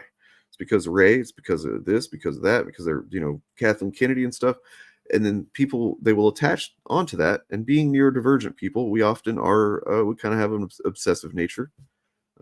We see that as like, oh, this is the fucking ticket. This is the key to, of course, it's not necessarily a conscious choice that we make whenever we latch onto something like that. Most of the times, probably not. But it is what happens is functionally you see something that I can grab onto that. Me and these people that it feels good. I get the happy chemicals in my brain whenever we call people SJWs or woke tards or whatever it is, whenever we talk about how Disney is fucking ruined Star Wars, that makes me happy, even though it's kind of like based on something that is fundamentally a negative feeling, I guess. And it creates this sense of community. And that is what becomes anti-fandom, right?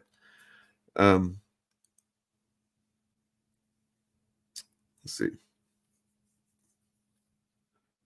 Let me, I want to pull up something here just as an aside. I have returned. An aside of an aside, actually. Oh. Because I kind of just gave maybe a decent explainer on how neurodivergent people in many cases become, attached into this anti-fandom thing. And so I wanted to make sure that people know what we mean when we talk about anti-fandom. And I just happen to have a really good clip here of someone kind of just knocking it out of the fucking park, explaining what it means. Find it. I just heard somebody say, "Holy fuck!" So the Packers are playing, and I have some loud neighbors. Okay. Because in Wisconsin there is no separation of church and state. The Packers are the state religion. Right. Yeah, I've been there. I know. You know how it goes. So Showville in Wisconsin making an appearance today. Can't go with episode without it. Apparently. No, we cannot escape. So, what did you hear what I was saying, or were you gone completely? I was gone. I had stepped away. Okay, I'd be curious what you would say to that description there. That I did. As far as like neurodivergent people being, it's alienating. It can be alienating to be neurodivergent, and for sure. You see other people are able to kind of like meet a group of people and like socialize with them, and it's not like a big deal, and they become, oh look, they're friends now. And then you try and do that, and it's like, I don't know how to do this. It's the hardest thing in the universe. Yeah. Yeah. That's really isolating and really alienating. And So then you come across a group of people or YouTubers or whatever that are basically give you a cheat code. Yep. Which is, hey, you just hate this thing. You know, hate Disney doing Star Wars, hate Brie Larson, hate whatever. And it's like, all you have to do is agree to hate this thing and to do it, you know, alongside these other people that hate this thing. And you're friends. You've got a community now. You've got people who, you know, they're not going to turn you away as long as you're saying that stuff, as long as you're doing the buzzwords and whatnot. But because it's so transactional, right? Like they're not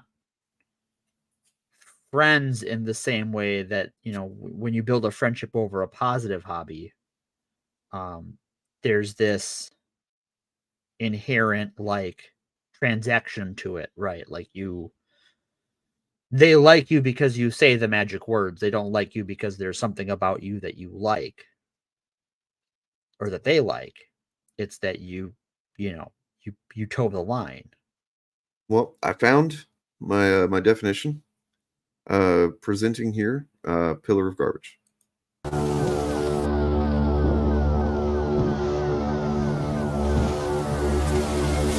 You know, I could talk about why I don't like anti-fandom, but I'd rather talk about why I like the term anti-fandom, because I think it's a really good term. Anti-fandom, this movement, isn't about fandom or the media. It's about power, it's about brotherhood and ganging up. It's about feeling like you know some big secret, like you're the little guy taking on the big, shadowy, leftist, woke powers. At the end of the day, it's make-believe, it's playing pretend for adults, or, you know, man-children. Despite what any of them say, it isn't about fandom. It's contrary to the definition of fandom, which is basically liking things together as a community. The end result of all this is just a vortex of hate and misery, and it's all revolving around this missing center where the media or the community or the liking should be, and it just isn't.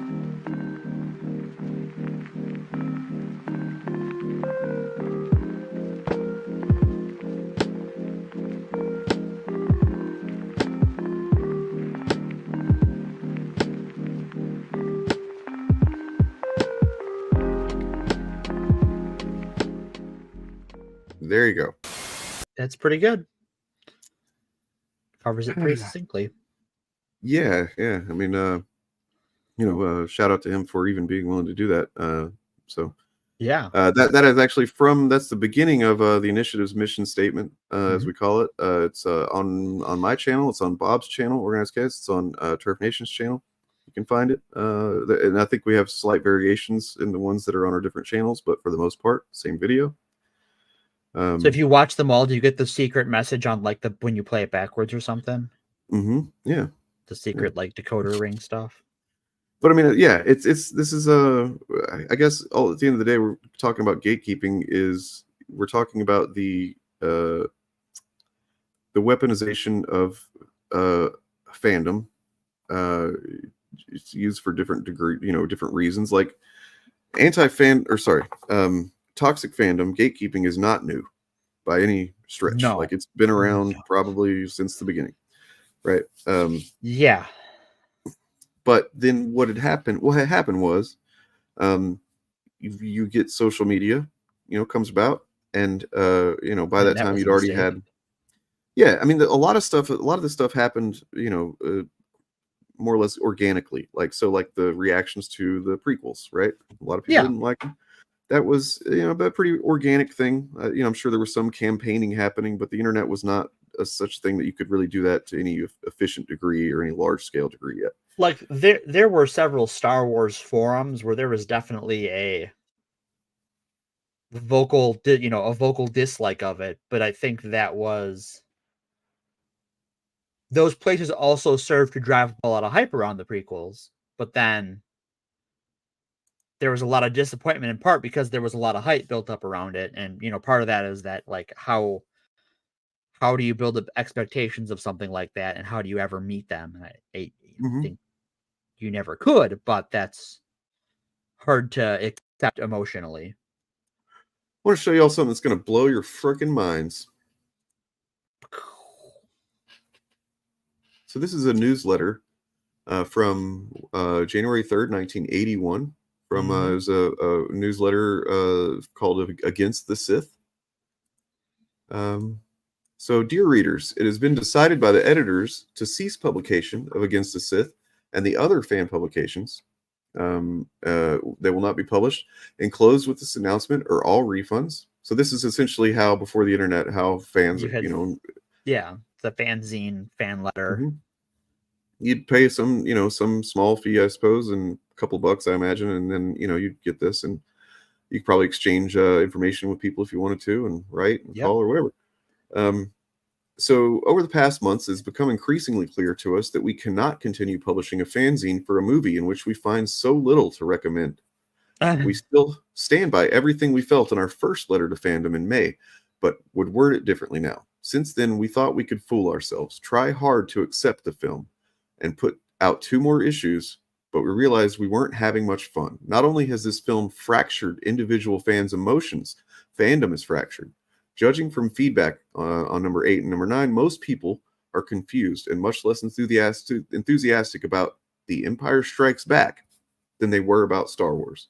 And just think about how The Empire Strikes Back is, like, today, the one everyone says is the best one.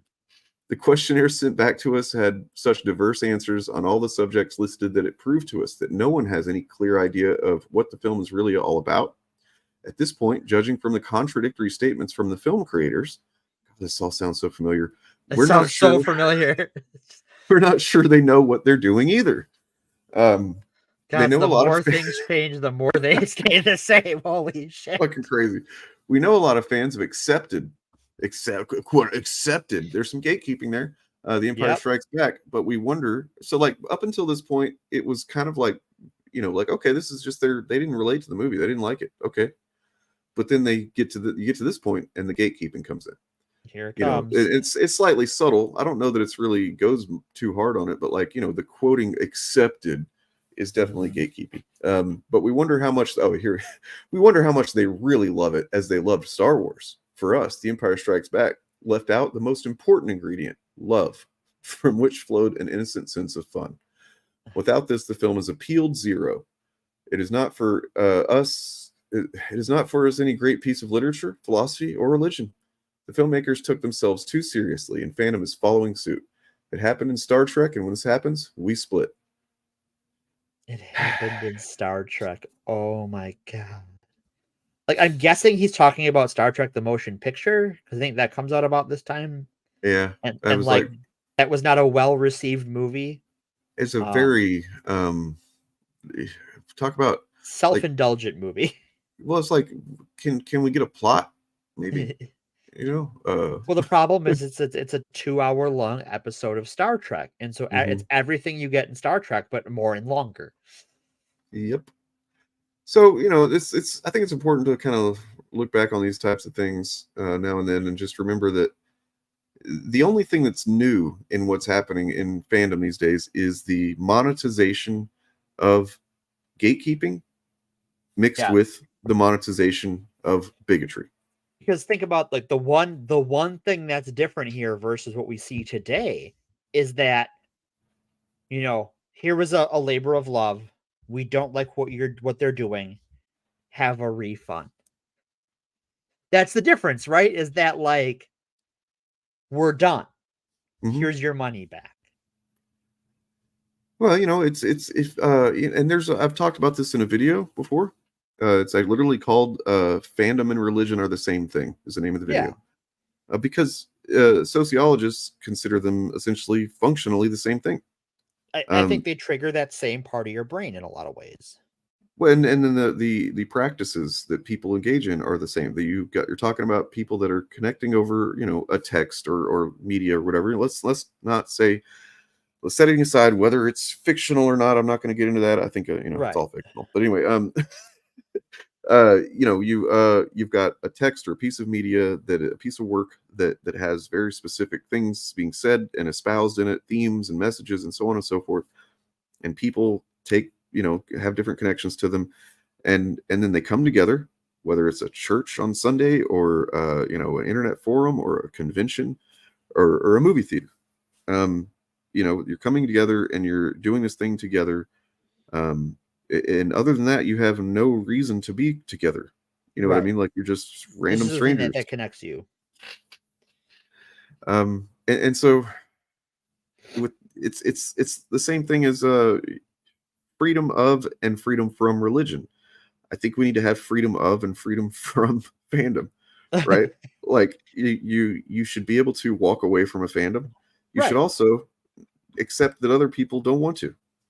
Yeah. Um, It's okay to like it's okay not to like something someone else likes, but it's also okay to do the opposite.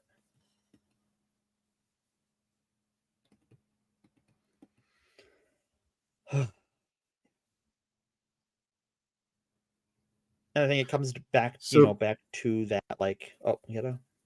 Unintelligent design says the thing is their feelings are just as valid as anyone else's.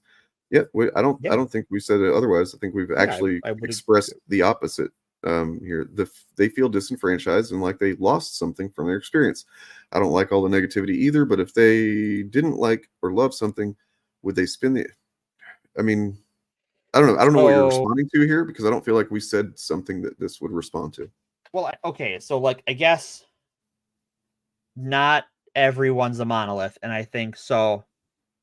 There are some people who are expending that energy because there is something in it for them, and whether that is like the they get good emotional hormones when they bitch about it, or there's a community they bitch about it with, and that's what binds them together is bitching about something, or in the case of content creators, there's a paycheck, right? Like right.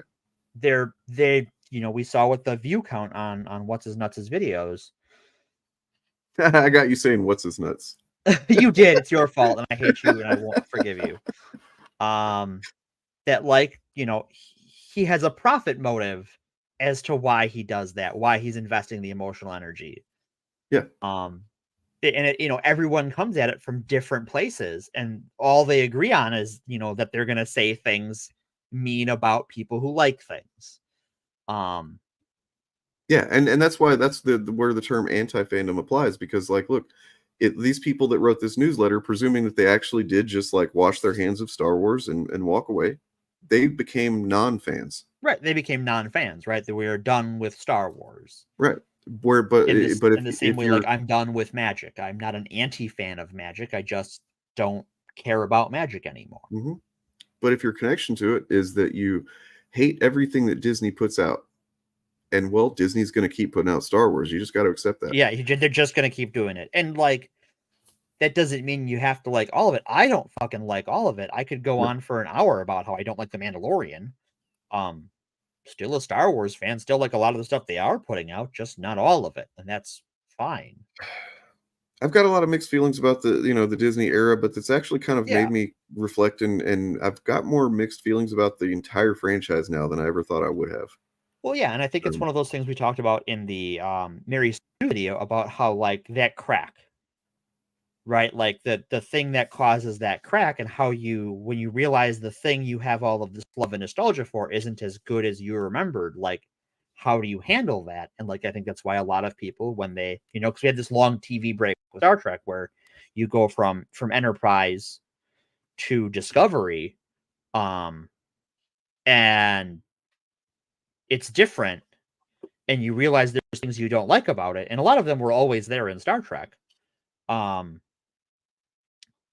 But then you're like the crack is now there, and you start to notice all the little flaws in how you handle that. And like, I know for me with Star Wars, like the thing I come back to whenever there's the discussion of like the Disney era versus the George Lucas era or Legends, the old EU, is like Legends was so good. I'm like, yeah, Legends did a lot of good stuff, but it is also home to Han Solo's evil twin cousin.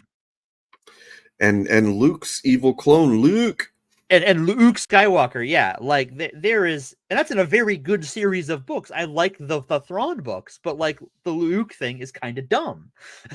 It's also the series when they ran out of ideas, they said, okay, well now there's a threat that comes from another galaxy, and they're the Yuzon Vong, and they there's not really anything exciting about them. They just are like, immune to force powers. yeah. Wow, cool. So wait, so we don't get to see them using force powers effectively anymore. That sucks. Right. And then they kill Chewie. Yep. I'll never Well, fucking forgive him for killing Chewie. See, okay, like 2 things about that funny story about like gatekeeping and stuff.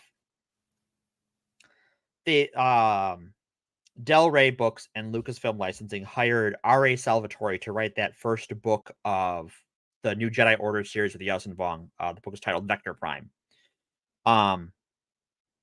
He's a fantasy author.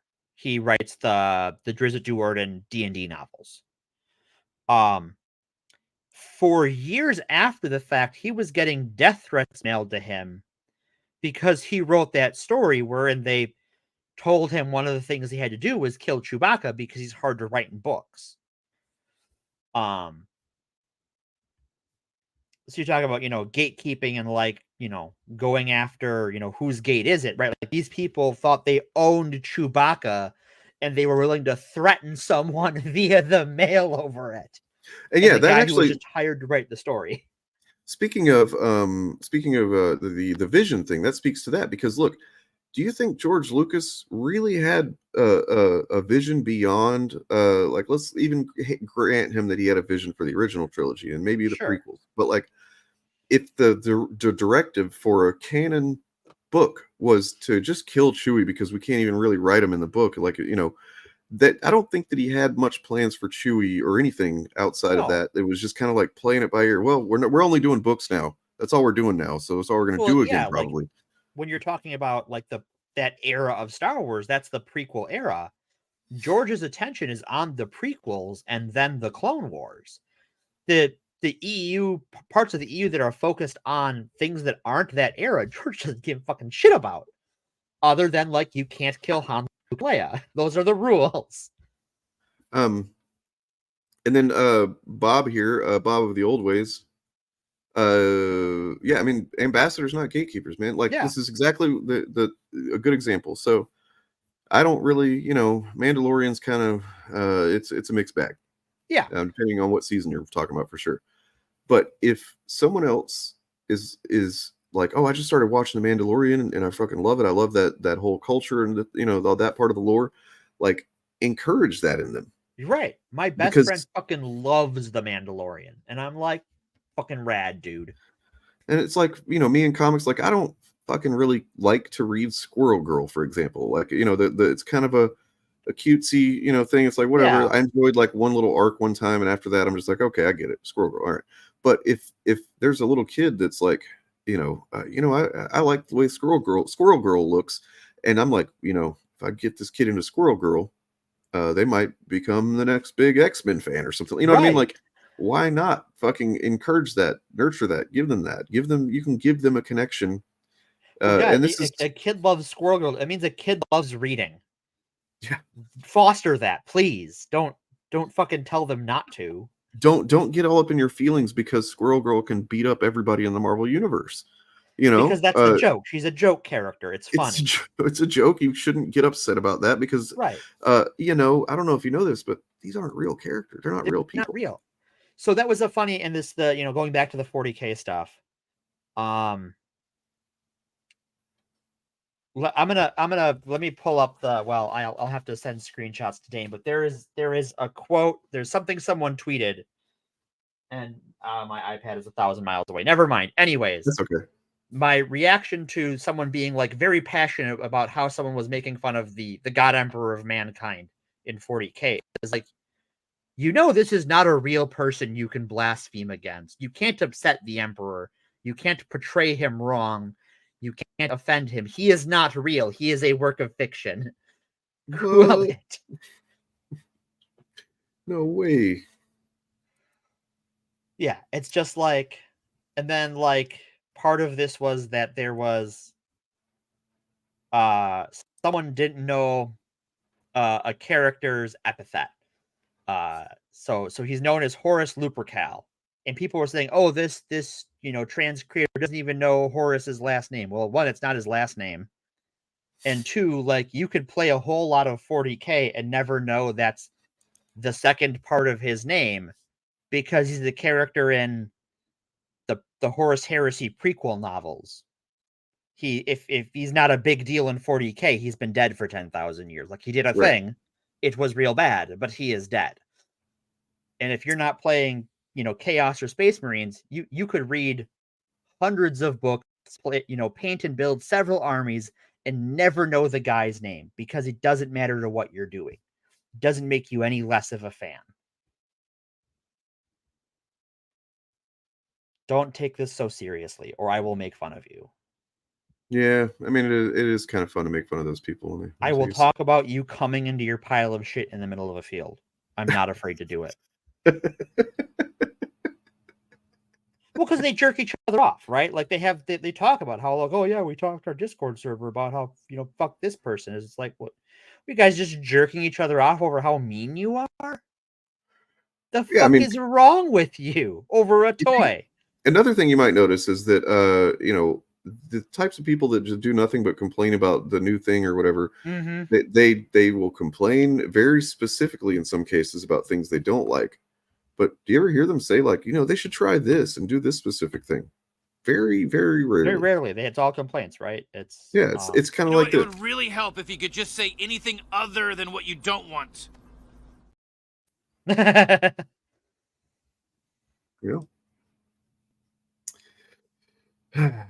So yeah, I think that, like, if you can't share your toys, and really when we're talking about fandom, it's your toys. Whether those are, actual toys, or just the things you engage with to turn off your brain when you're done with the workday in your eternal grind before death. You should be able to enjoy it and share it with others in a way that isn't vomiting your bile all over other people. Julie, you asked him a little while ago if you get baptized for Star Wars. No, that's gatekeeping. Yeah, we don't baptize. Yeah, no, if there's a Star Wars thing you like, you can be a Star Wars fan. Yep. You did it. Like, think about it. Like, you if you're like, you know what, I don't know why you would do this. But let's say you were like, I'm a Christian. I spoke to Jesus. He spoke to me or whatever. Well, first of all, you might have something going on, but need some meds. I don't know. But like, I have a connection to this, to Jesus or whatever. And then some Christians are like, but you're not baptized. They're gatekeeping. You know? Same thing. But don't do that, in my opinion. Also, what was I going to say? I think when you're talking about something sacramental like that, and I think this is, I'm going to go on a tear here. Okay. Fuck it. We're getting on our soapbox. That's fine.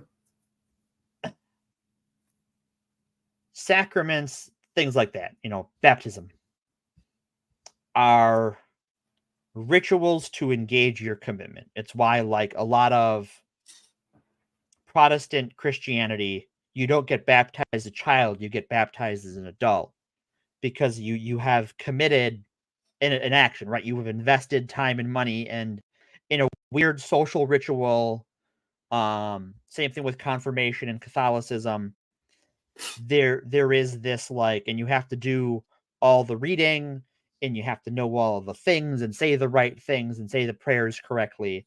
And I think, when you talk about fandom and religion, I think, and maybe this is why there's such a tie between these field squatters and being right wing, is there is this ritualism to their fandom that comes from their religion, because it triggers the same part of your brain. We're like, oh, you can't say the person's name, you don't read all the wikis, you don't, paint the way I paint, or play the decks I play, or like my edition of a role-playing game. That you've ritualized your hobby to such a degree that when someone does it differently, it triggers that same center in your brain that a religious person sees when someone commits heresy, right? You are violating the sacred to them. And that's fucked. Yeah. Hey, Rad. How's it going? Yeah, it's true. And I have something to say about this that I'm going to end the show with whenever we're done. But Rad is amazing, and I would like you it's a all cool to name. go. follow them on Twitter. Oh, but that means like doing a thing on Twitter that's not It just means like doing a thing on Twitter. I'm just trying to get banned these days, you know? I mean, yeah, Like, that's fair. But like to get banned on Twitter, all you have to do is say things like, you know, trans rights or human rights, and that gets you close. Like I was trying to find a post for this where someone was arguing with one of the artists of 40K. Rad, maybe you have access to this because I know you're definitely more involved than I am. Someone was arguing with like the artist who did a bunch of the classic like 3rd edition 40K art, and telling him he was a tourist. And it's like, this is one of the guys who like created what 40K is in everyone's mind, designed the art and the world. And they're calling this guy a tourist. Jesus. Yeah, I mean, so going back to a minute ago, you had where's that? Joel. Where is it? Oh, he said something like, you know, yes, George had a vision, and it, you know, blah blah blah. It's like, okay, fine. And if the people that were constantly complaining about George's vision not being met, right, or respected, or whatever the fuck, if they were actually accurate in what they were representing, that would be one thing. But these people, they say things like, you know, it's not supposed to be political, for example. You know, keep your current day politics. Don't current day us. You know what I mean? But at the same time, George himself. You did something very interesting with Star Wars. If you think about it, the good guys are the rebels. They're using asymmetric warfare against a highly organized empire. I think we call those guys terrorists today. We call them Mujahideen, we call them Al-Qaeda. When I did it, they were Viet Cong. Exactly. So were you thinking of that at the time? Yes. So it was a very anti-authoritarian, very kind of 60s against the man kind of thing, nested deep inside of a fantasy. Or a colonial, you know, we're fighting the largest empire in the world. Right. And we're just a bunch of hayseeds in coonskin hats that don't know nothing. That's right. And it was the same thing with the Vietnamese. Yep. The irony of that one is in both of those, the little guys won. Right. And the big, highly technical empire, the English Empire, right? The English Empire, the American Empire, lost. Yeah. That was the whole point. Yeah. You know, yeah. And I don't know if I don't know if Joel, you like disagree with any of that, or you realize that is you know, that's what he was thinking, and it's actually.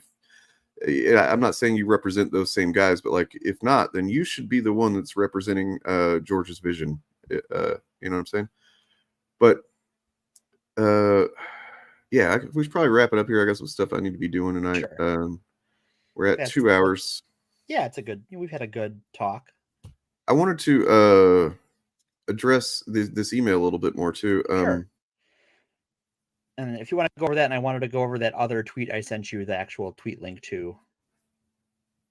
Oh, you got a channel there? I will check that out. Smirking Gun.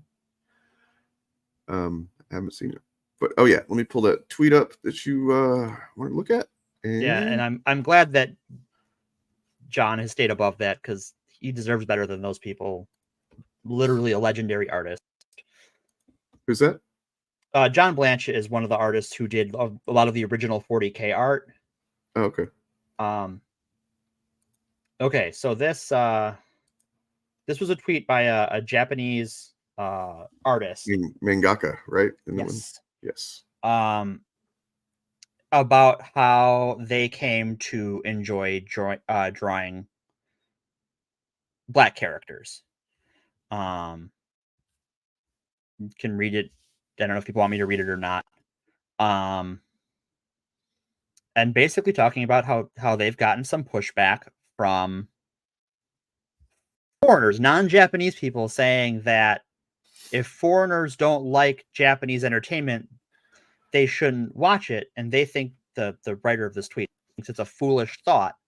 Mm-hmm. That no matter how much they claim that Japanese entertainment is just for Japan, the internet has erased borders, and Japanese art and entertainment are no longer just for Japanese consumers. And the amount of pushback they get in this tweet is fucking heartbreaking. Yeah, I was looking at some of the replies, and it's you know, Probably this one that I muted is one of them. Oh no, I guess not. Whoopsie. Now but yeah, there's yeah, so that fan is no fan at all. If that's how they're referring to Japanese entertainment. Hold on. No, I guess a lot of the bad comments have fallen out of the top, which is nice to see. Because when I first came across this, it was fucking vile. Oh, here's a good one. Yeah, your intentions are good, but any fan claiming an entire country's cultural output is racism is never a fan. Okay, what? No, it's not. Nobody see this. They conflate these things, and I think that some of them do it on purpose. Like I don't know. I mean, sure, maybe some idiot said that it's racist, but what really the thing that's being expressed is why not open it up to other perspectives, and so that more people can see themselves in these things, right? Like like Ethan Van Sciver, we talked about him Friday night. We watched that clip where he said he told Tim Pool that these women came in and were saying that these comics are racist. It's racist, blah blah. It's like I doubt that was really what was said. It was probably more like we need to be more conscious of other perspectives and experiences, not only because it's just kind of the right thing to do and we should open these things up to more people, but because it is the financially wise thing to do as a corporation to get more people to into this stuff. And like, so here this one from Nerd with the red fish at the bottom is exactly like a lot of the shit posts. This is a perfect example of how a bad person weaponizing empathy to manipulate an artist that just wants to be a good person. Like they're infantilizing this Japanese creator for wanting to do inclusive art because they want to. They're infantilizing this person because they have this weird hang up, and you see bad move, Captain. It's not going to go well for you. Good luck with that. Yeah. It's pretty shitty to be like, you don't own your own. This is back to gatekeeping and like who gatekeeps the gatekeeper and whose gate is anyways. This is someone talking about the art they love to make as an artist. And these people can't even respect that. They have to infantilize and demean and, talk about how it's not going to go well for you and how you're just encouraging, the people to hate anime. Well, look, I hate to say it, and I don't mean it, but you know what? You should have died at birth. Damn. I thought I've been salty tonight, but fuck. I don't mean it. I really don't. I don't think that's true. Yeah, it's just funny to say. Anyway, in the interest of sharing an artist's actual work, because I think if we're gonna, point out an artist, we should show some of their work. Seems like a fair thing to do since we're using them for content. If you want to scroll back up to the top and click on their name, and we can show some of their art off. I actually like some of their art. Oh.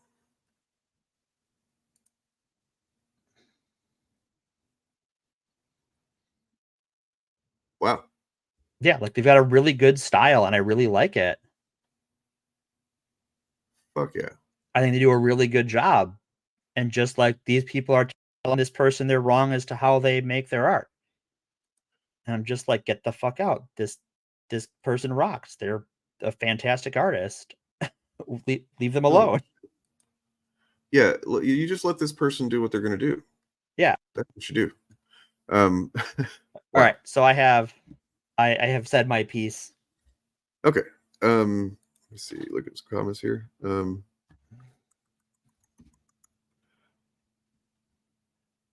Yeah, the infantilization itself is very culturally dominating, imperialistic, and racist behavior. Indeed. I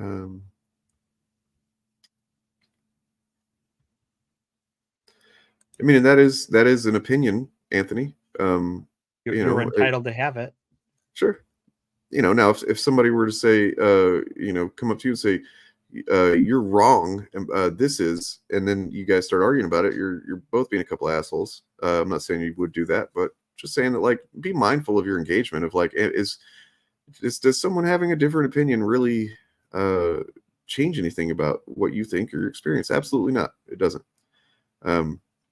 but I definitely want to make note to, I guess, to you, Morgan, that at some point we need to talk about that type of the idea that it's really fucking gross and frustrating the way that chuds have turned the language of representation and empathy and stuff like that against those things while pretending to be that thing, or be for that thing, right? Like it's fucking frustrating. I really hate it. I don't like it. Anyway. Well, I think you want to see a great example of that sort of behavior is fucking TERFs.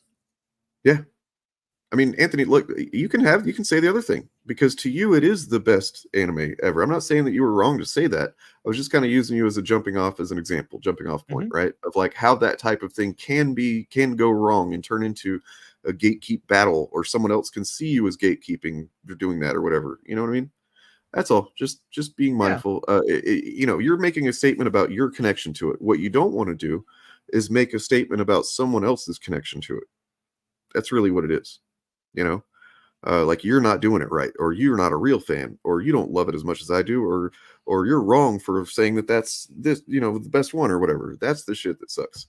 Because my opinion is that Dragon Ball Z, as it was originally released, kind of sucks. The pacing is bad. The story is really slow. The filler is shite. But man, when they did Dragon Ball Z Kai, which cut a lot of that out, I really enjoyed it.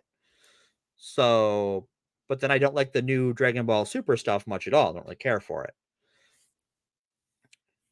So, you can have some nuance. Fuck yeah, Joel. Hell yeah. That's what it's all about.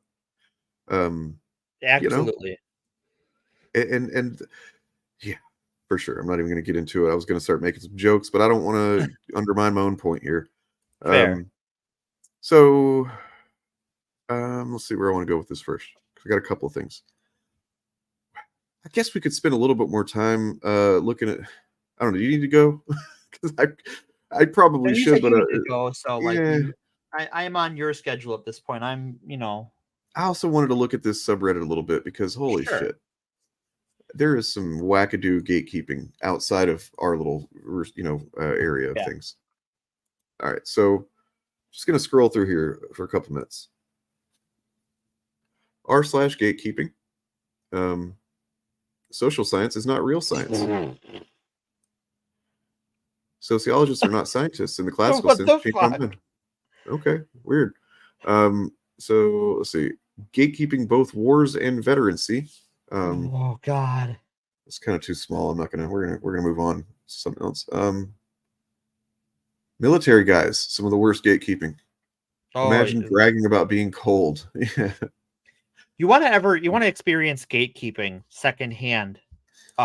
Watch someone who served in the army talk to someone who served in the Air Force. Oh God, yeah. I mean, if they can do it in a fun way, which I have seen happen, then it's fine. Yeah, but sometimes they're pretty fucking it's pretty.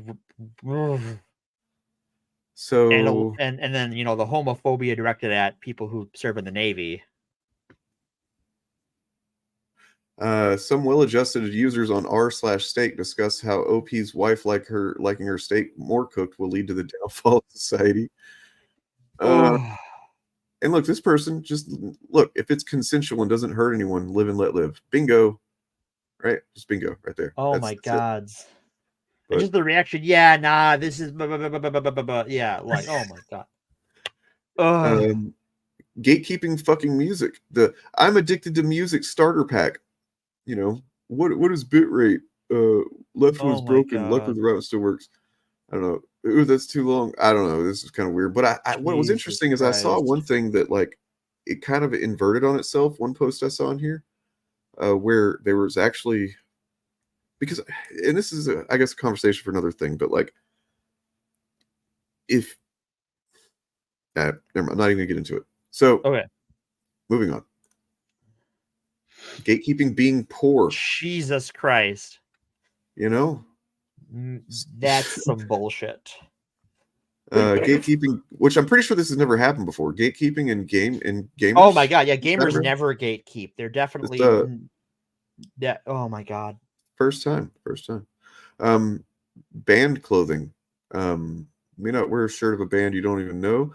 It's not a clothing brand. It's quiet and disrespectful. Like, oh my. Okay, so I have a funny story that is a story about me that I don't remember because trauma's wonderful. So someone was telling me a story about how someone that knew me when I was younger, and I ran into them when I was in college, and they were telling me about how the high school we went to had a policy where you couldn't wear band T-shirts. T-shirts about bands. Right. Band T-shirts were banned. Yeah. To make that more confusing. I think it clarifies it. For those who know anything about the Milwaukee area, every year there's a big like festival called Summerfest where a bunch of bands come and play. Very popular. People come up from all over the place. I very rarely go. I'm not really a music person. But I had a Summerfest t-shirt that a teacher made me flip inside out because that counted as a band t-shirt. Oh, God. So someone was telling the story about me to me that I don't remember. But the story is funny that like that was the whole like gatekeeping bands thing reminded me of that. Bible man gatekeepers. God. I wish I would have seen this picture. I would have used this for the thumbnail. Aww. The dog's gatekeeping the bed. Even the cat. The cat's like, come on, man. I don't even like cats, and that's so sad.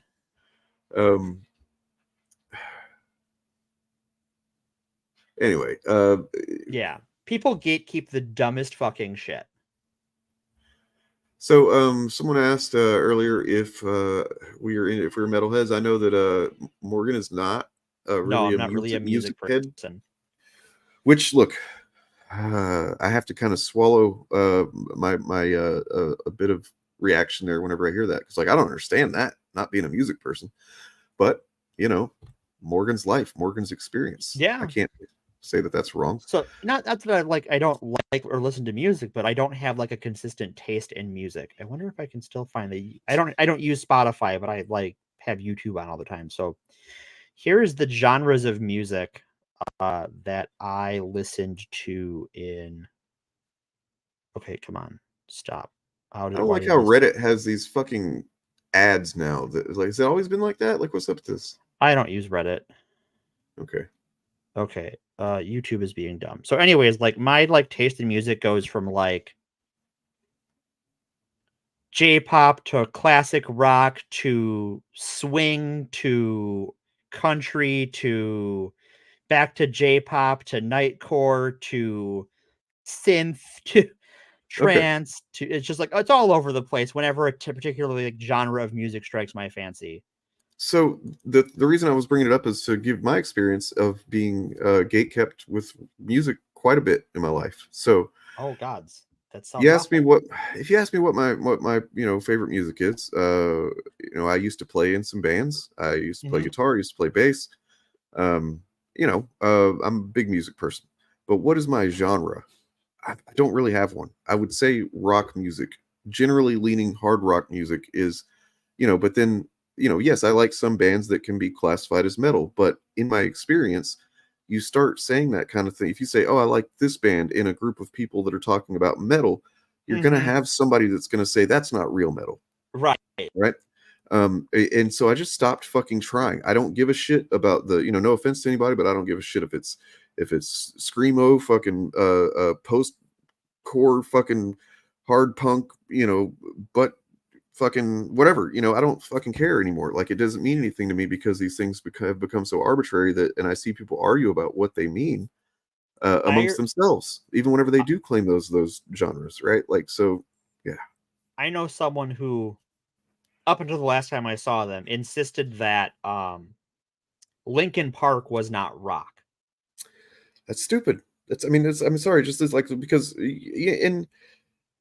I think that most people should, if you have any awareness of the history of rock music and stuff, it would be like there's a guitar, there's drums, there's some kind of groove, there's some type of there's a bit, but like at the same time that can change too, because so I'm being on the spectrum. I've learned to embrace the fact that I don't like labels for things like that. I don't like putting things in a box, so to speak. Yeah. The music is the good music you're listening to when you listen to it. Dude, Baby Metal is great, but Bob, have you fucking heard of Bandmade? If you haven't checked out Bandmade, look, I like Baby Metal, it's fun and everything, but like Bandmade, and this is me gatekeeping a little bit. Bandmade, the girls actually play the instruments, and they are fucking awesome. It's like a 4 or 5 piece of Japanese girls. I think they're Japanese. I don't know. Yeah, there's some racism there. But you know, with Baby Metal, it's just like the girls are the singers, and then there's the band behind them, right, playing the metal music. But like, no, Bandmade, fucking awesome. Anyway, love Bandmade. There you go. You know what's up, Bob. Oh, there you go. He's yeah. I like you. Bob gets Your it. old ways are good, but you know, I think you got some new ways that are good too. You know what I'm saying? Anyway, I'm gonna look at this one because, yeah, I'm sorry. You think you have gender dysphoria? Oh my God! Tonight I have obsessed over the tightness of my binder, cried in the bathroom for 30 minutes, attempted to drown myself, and gotten drunk. Well, your experience is called obsessing over appearance. True scum are the worst. Person has no right to speak on traumatic abuse. Like, and that brings me to this is. Oh, it wounds me. Do you guys know the thing that connects every single human being on the planet? The same thing that we all understand on some level. What's that? Trauma. Yeah. To some degree, it's large or small, you know, great or, you know, like we've all experienced suffering and nobody fucking likes it. Well, I guess there are some people that really like it, fetishize it, whatever. But like, by and large, we all know that suffering is bad. People want to avoid suffering. And I think if you start from that position and kind of like find ways to, you know, like you don't want other people to cause suffering to you. Why would you want to cause suffering to other people? I don't know. I just think that's a good starting point for how to be a person, right? Yeah. Anyway. Don't discount other people's trauma. Just it's bad. It's naughty. Don't do it. As I said in my Spider-Man video a couple of years ago, you can have 2 people that experience the same exact trauma, and one person is just kind of like, you know, maybe they struggle a little bit afterward, and then they're just like move on, and they don't really think about it. It doesn't really have an effect on them. Another person can fucking devastate their life, because it's not like weighing trauma, trying to put a value on trauma or say that your trauma or their trauma is bigger, little, or worse, whatever. It's fucking stupid, and it doesn't even matter if it's something that seems obvious, like let's say getting into a car wreck. And then you're like afraid, you know, you start having panic attacks and stuff like that, versus you went and fought in war and you saw your friends, you know, dying and shit like that. Yeah, that is fucking atrocious. And to most people, the instinctive reaction is to say that that's fucking clearly worse. But like at the end of the day, you've got 2 people that are suffering. And what is the utility in fucking comparing that? There is none. Right. There's none. So there's so many things that go into it that like you can't account for how someone else takes that blow. And I see or if that they even take it the same way. So much. People just want to, like, you know, I don't want to use this phrase really because it's like one that Chuds use, but you know, the oppression Olympics type thing. There's more like trauma Olympics. Like, you know, I've seen people doing it on the left. You know, because I think when you're talking about, you know, to talk about the one on screen with the transphobia or the dysphoria, like I think that's how you get people like Buck Angel who are like selling out trans folks because they're not the right kind of trans to him. Instead of looking for the ways that we differ, like, oh, you were, you know, the example I just used there, you know, you were in a car wreck and you've got some trauma issues, some PTSD. I saw my buddies dying face down in the muck or whatever. Like, okay, sure, what that makes you feel good, that makes you feel superior, it makes you feel like you've got something special. That's selfish. It's shitty, and it's not something I respect. But what if you said, no, you know, talking about ambassadorship, right? What if instead you said, oh man, like I you know, I understand car wrecks can be fucking terrifying. What kind of, are you having like panic attacks? Here's what I've learned to do, you know, stuff like that. That, you know, you can do this with anything, whether it's fandom or trauma or whatever. Yeah. So, and then the last thing I wanted to talk about with that email that I got, because that person mentioned quite a few things. So just to rattle off real quick, they said, "Sure, I'm an autistic woman, Latina, and queer, and sometimes I feel I don't fit into fandoms I'm part of because I'm a perfect target for anti-fandom chuds. I love Nintendo, Marvel, Star Wars, Funko, Lego, Rick and Morty, Yu-Gi-Oh, Deathcore, Metalcore, EDM, Mountain Dew, Taco Bell, and weed, all of which have huge amounts of assholes lurking in the dark, ready to send a Molotov cocktail. And then if you look through the chat from this episode here, a lot of people have come in and said, well, there's actually a problem in this fandom and in this area and stuff like that. Are you starting to notice something yet? It's everywhere. It's It is in everywhere. everything. Every fucking single thing that there is has people being assholes trying to gatekeep and control that thing and limit other people and claim superiority over it and whatnot. And that's that's why, like, when I talk, my channel may be limited to fandom generally, but I think that the things that we talk about apply in a lot more aspects. They apply broadly, yeah. And I think that's, to bring us full circle, like, how can you share your life if you can't share your toys? If you can't share the thing you love and enjoy for the sake of sharing it, all you're doing is just isolating yourself in misery, and the only thing you recognize over time as being like you is other people who are just expressing their misery at other people. You lose the love of that thing, and it becomes just about being miserable and treating other people badly because it's all you feel anymore. They don't, when you're, to go back to 40K, and if Rad is still in the chat, and he knows as well too that, like, these people who try and gatekeep 40K, these field squatters, you search their page, their Twitter feed, they're not sharing 40K minis. They're not talking about how they're hyped for Space Marine 2 or how they've gone back and played the Dawn of War games or they just finished this book.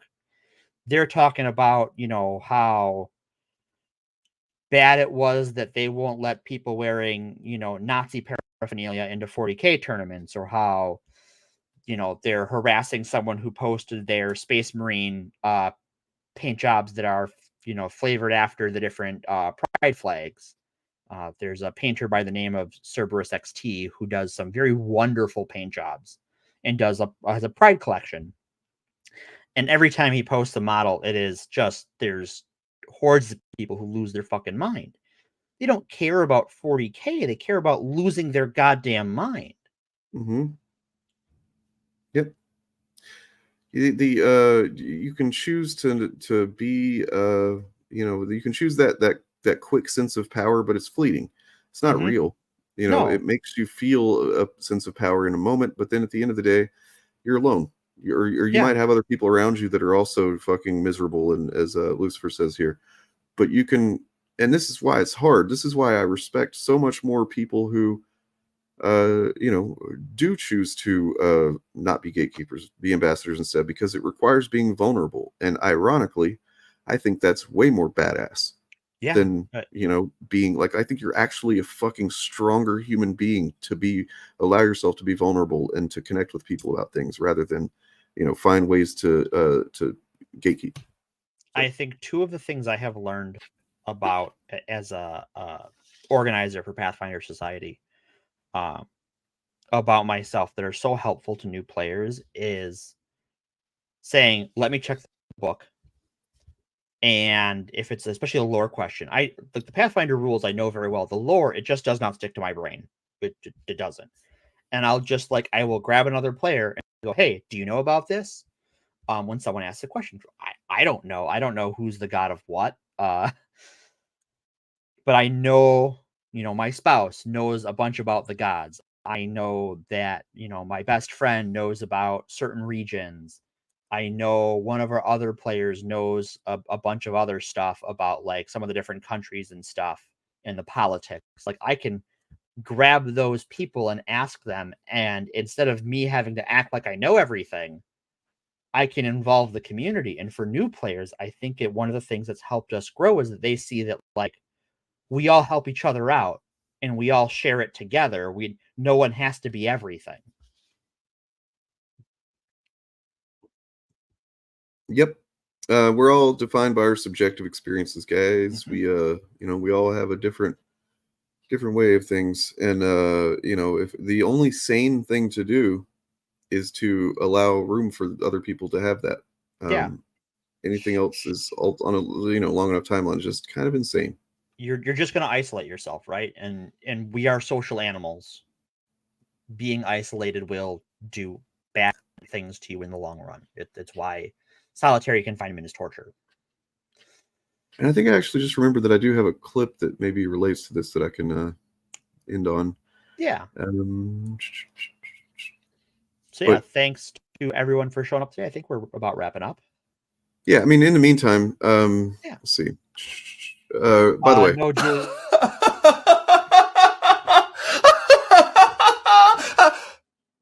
Oh, what the fuck are you looking at?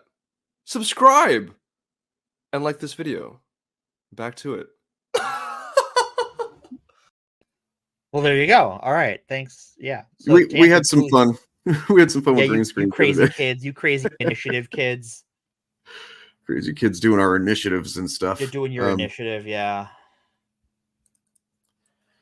So yeah, I don't know anything about wrestling, Julia. I'm sorry. I have friends who do, but just like I think that's one of those things that because like I don't really remember much about my younger days, that like the appeal of that just never clicked, never happened.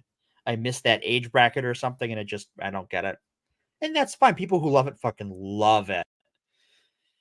True. They really do. They really love it. And like one thing I had to learn is to not tell them it's fake because they know it's fake. It's like saying Star Wars is fake, right? Like, yeah, we all know Star Wars is fake. You can still enjoy it. Wrestling's the same way. I had to learn that was a gatekeeping bigotry thing I had to work through. See, we're all imperfect, flawed meat sacks. See, I'm trying to find this thing now, which this has just become basically my go-to move, like thinking of something that I want to show and not having it ready and not knowing where it is. But you have to accept me for that, okay? We're all humans. It's a Sunday. We're all just chilling. Let's see here. Come on, motherfucker. Where you at?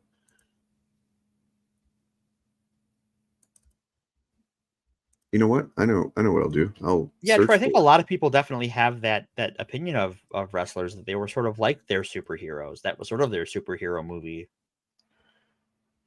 And people talk about those characters with the same tones they talk about, like Iron Man today and stuff. I've seen the Macho Man slap into a Slim Jim commercial. I have seen the Skyrim mod that turns all the dragons into Macho Man. I actually have a wrestling thing here. Since wrestling came up. Thing. And it relates. I don't remember what this guy's name is. Somebody will tell us, but I don't remember his name. Someone will know. Our amazing wrestling fans in chat will tell us, and we love them very much. Like this fucking applies to the conversation. So check this out. Genuinely hate them. I really do. I love the fact that they're fans, but I hate them. And this goes back to kayfabe.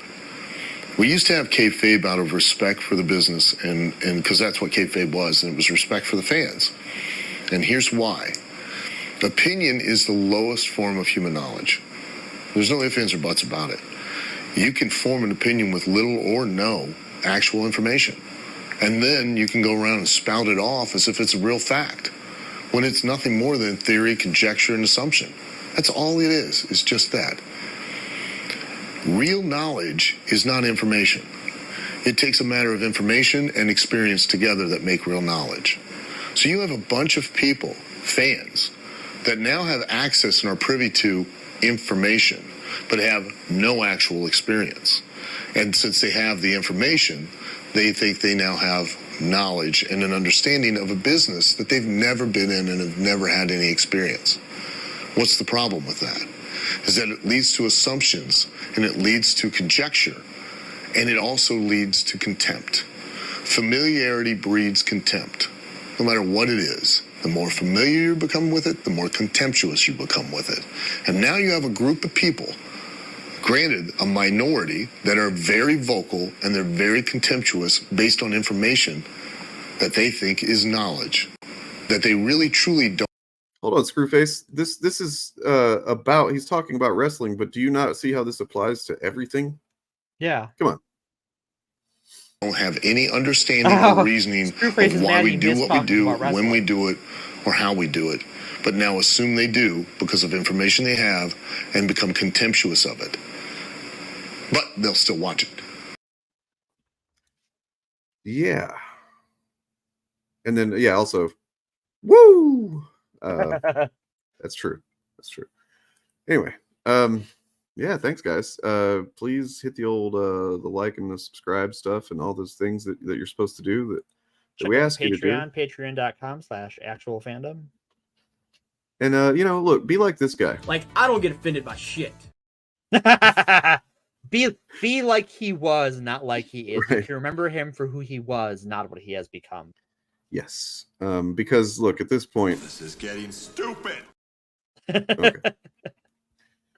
And you know what? I appreciate all of you. I really do. I'm glad you sit there and you listen to me and my friends talking about these things that are important to us and we feel strongly about. And we're glad you feel strongly about it too. Even if you're watching and you kind of just disagree with everything we've said and you hate us and stuff, the last thing you want to do is dislike this stream. Don't do that, please. So Please yeah, don't if you hate the stream, definitely don't dislike it. No. Don't. Come on now. Like, what are you trying to do to us? Give us engagement? Anyway, yeah. By the way, Go fucking and share with your friends. Wednesday. We got a big deal Wednesday, guys. I think it's going to be Turf Nation's last stream for the year because I think he's going on one of his fucking mini, Scandinavian those holidays. European things where they get off for a while. Yeah, I've heard about those. Nice. But we got a special one, folks, because if anybody remembers, over a year ago, when the initiative had just formed, we did some, you haven't seen this really yet, but like we did some interviews with a guy who is working on a documentary. He had already done one documentary. In fact, let me pull up the information there so that you can just go ahead and have that. But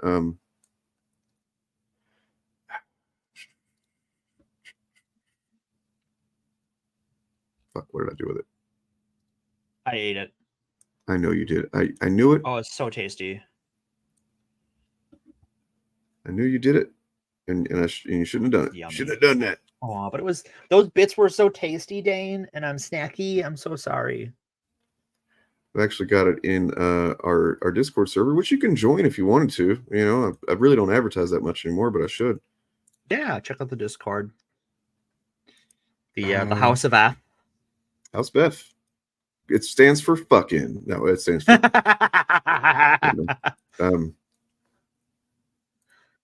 Whoopsie. God. Shout out to Pinky Dawn, who's been going through some stuff, by the way, if they're listening. Yeah, hopefully Pinky Dawn is taking it easy. So yeah, Brad Fay. So he'd reached out to me last year, said, "Hey, I've been watching your channel. I'm making a documentary on anti-fandom, and wanted to get your takes on it and stuff." And I was like, "Oh, okay." I said, "Well, look, I just formed this group with these guys. You should reach out to them too." And he did, and then we all separately did like interviews with them, over the internet and stuff. But like, this is an Emmy-nominated guy. Like he's his regular job is he works with the NBA and the Phoenix Suns. Shit, he's the real deal. He's the real deal. And then to prove that, you can go on YouTube and for free right now, as well as on Prime if you have Prime. Watch for free. Geek and You Shall Find. That's his previous documentary film. It's got interviews with these folks here. Some actual legends. Yeah. And you should check it out. It's very, very good. It actually is right up the alley of the kind of content that we do. It's about using superhero fandom, fantasy, stuff like that as a way to, it's basically, inspiring yourself to persevere, to grow, to achieve, and people's subjective connections with these things. He's a really cool guy. We're looking forward to turning the tables on him and interviewing him a bit on Wednesday. And that actually documentary is still in the works. We were kind of curious about that because we hadn't heard anything. And he told me back then, he was like, "Look, you're going to want to ask me what's going on, and you're welcome to as much as you want to, but sometimes these things take a while." They cook, yeah. So, as he's been editing it, he also had a baby, and that kind of, takes precedent. And yeah, that documentary will come out. I think it might be a series. I'm not sure. But here's the fucking exciting thing for anybody that doesn't remember that. For me, anyway. I might actually be featured like next to a clip of Stan Lee. Oh shit! Because he interviewed Stan Lee for this one before, obviously before Stan passed away. Before Stan, left But us. he has some leftover, footage that he didn't use in that documentary that he said he's going to be using in this one. And I'm like, oh my god! I was like, so is there a chance? And he's like, there's a chance. And I was like, oh my god, that would just fucking Would you cry? I would cry. I'd probably piss and shit. I don't know. But yeah, check that out Wednesday, the initiative. Yeah, you know what I'm saying? Yeah, Check you all do good work over there. I kind of I can't today. I cannot finish the email today because ultimately what I wanted to get to is that these things, this is happening in every aspect. And so like with respect to the fact that you've had it happening in your specific fandoms and whatnot, it is happening in every way. And if you watched enough of my content, you know why I believe that is. And that is because we're dealing with a wee bit of a fascism problem. Just a wee bit of fascism. We're in some what many call the late stages of capitalism, where and so society has failed people in a lot of ways. That in some people, the direction they go with that is to fasci directions. They latch onto that because it makes them feel like they have a sense of power and purpose whenever there doesn't seem to be, whenever futures seem limited, because in a lot of ways they are. And so as much as there are some valid reasons or valid material conditions that create the circumstances that people go towards fascism and whatnot, reactionary politics, we still have to protect against those things. And the way that we do that around here is by talking about how it infects fandoms and stuff. And so I will address your email more in future streams and videos. But I don't know how I could do it effectively in just by like going through the email and line by line. But yes, and I appreciate the fact that your friend's son has gone down this pipeline. We're going to be talking about this. I've talked about it a lot. Be talking about it some more. If there's something specific you want us to address, I think you could, fire off an email to Dane and we can put together something on it. Well, look, I'll send Morgan the document that I have the email copied over in, and if Morgan wants to look over that and find some way that we can continue, because there's a lot there. To be honest, like you sent me a lot, and so we don't want you to feel like your story is unfinished. There you go. Look, occult fandom. That's true.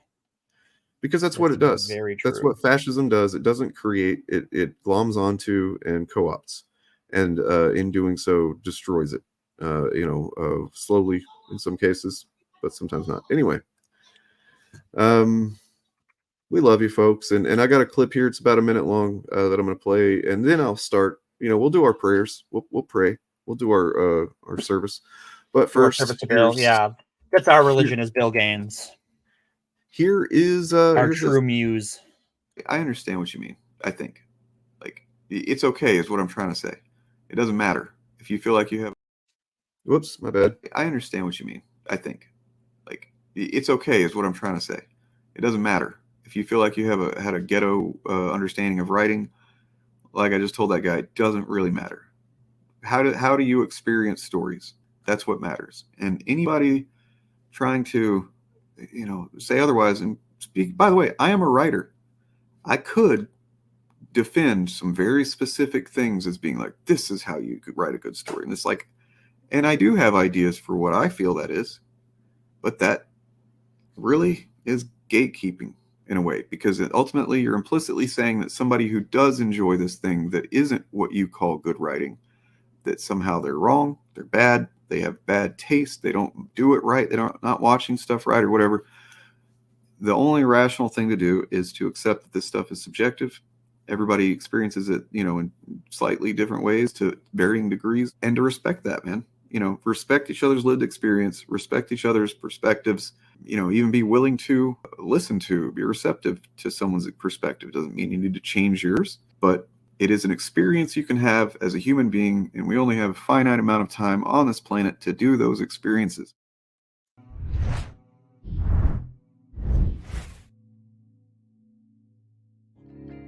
May Bill Gaines shine his heavenly light upon you and impregnate you with many happy days and joy fetuses. May your anuses be cleansed by the purifying light that exudes from Bill Gaines' eternal dragon phallus. Should you meet your mortal demise this day, go with comfort that you have satisfied the commands of the one true Bill, those being this: read comic books. Fuck the dumb shit. Be yourself. Love each other. Also, read more comics and grow your hair out all goddamn while. Amen.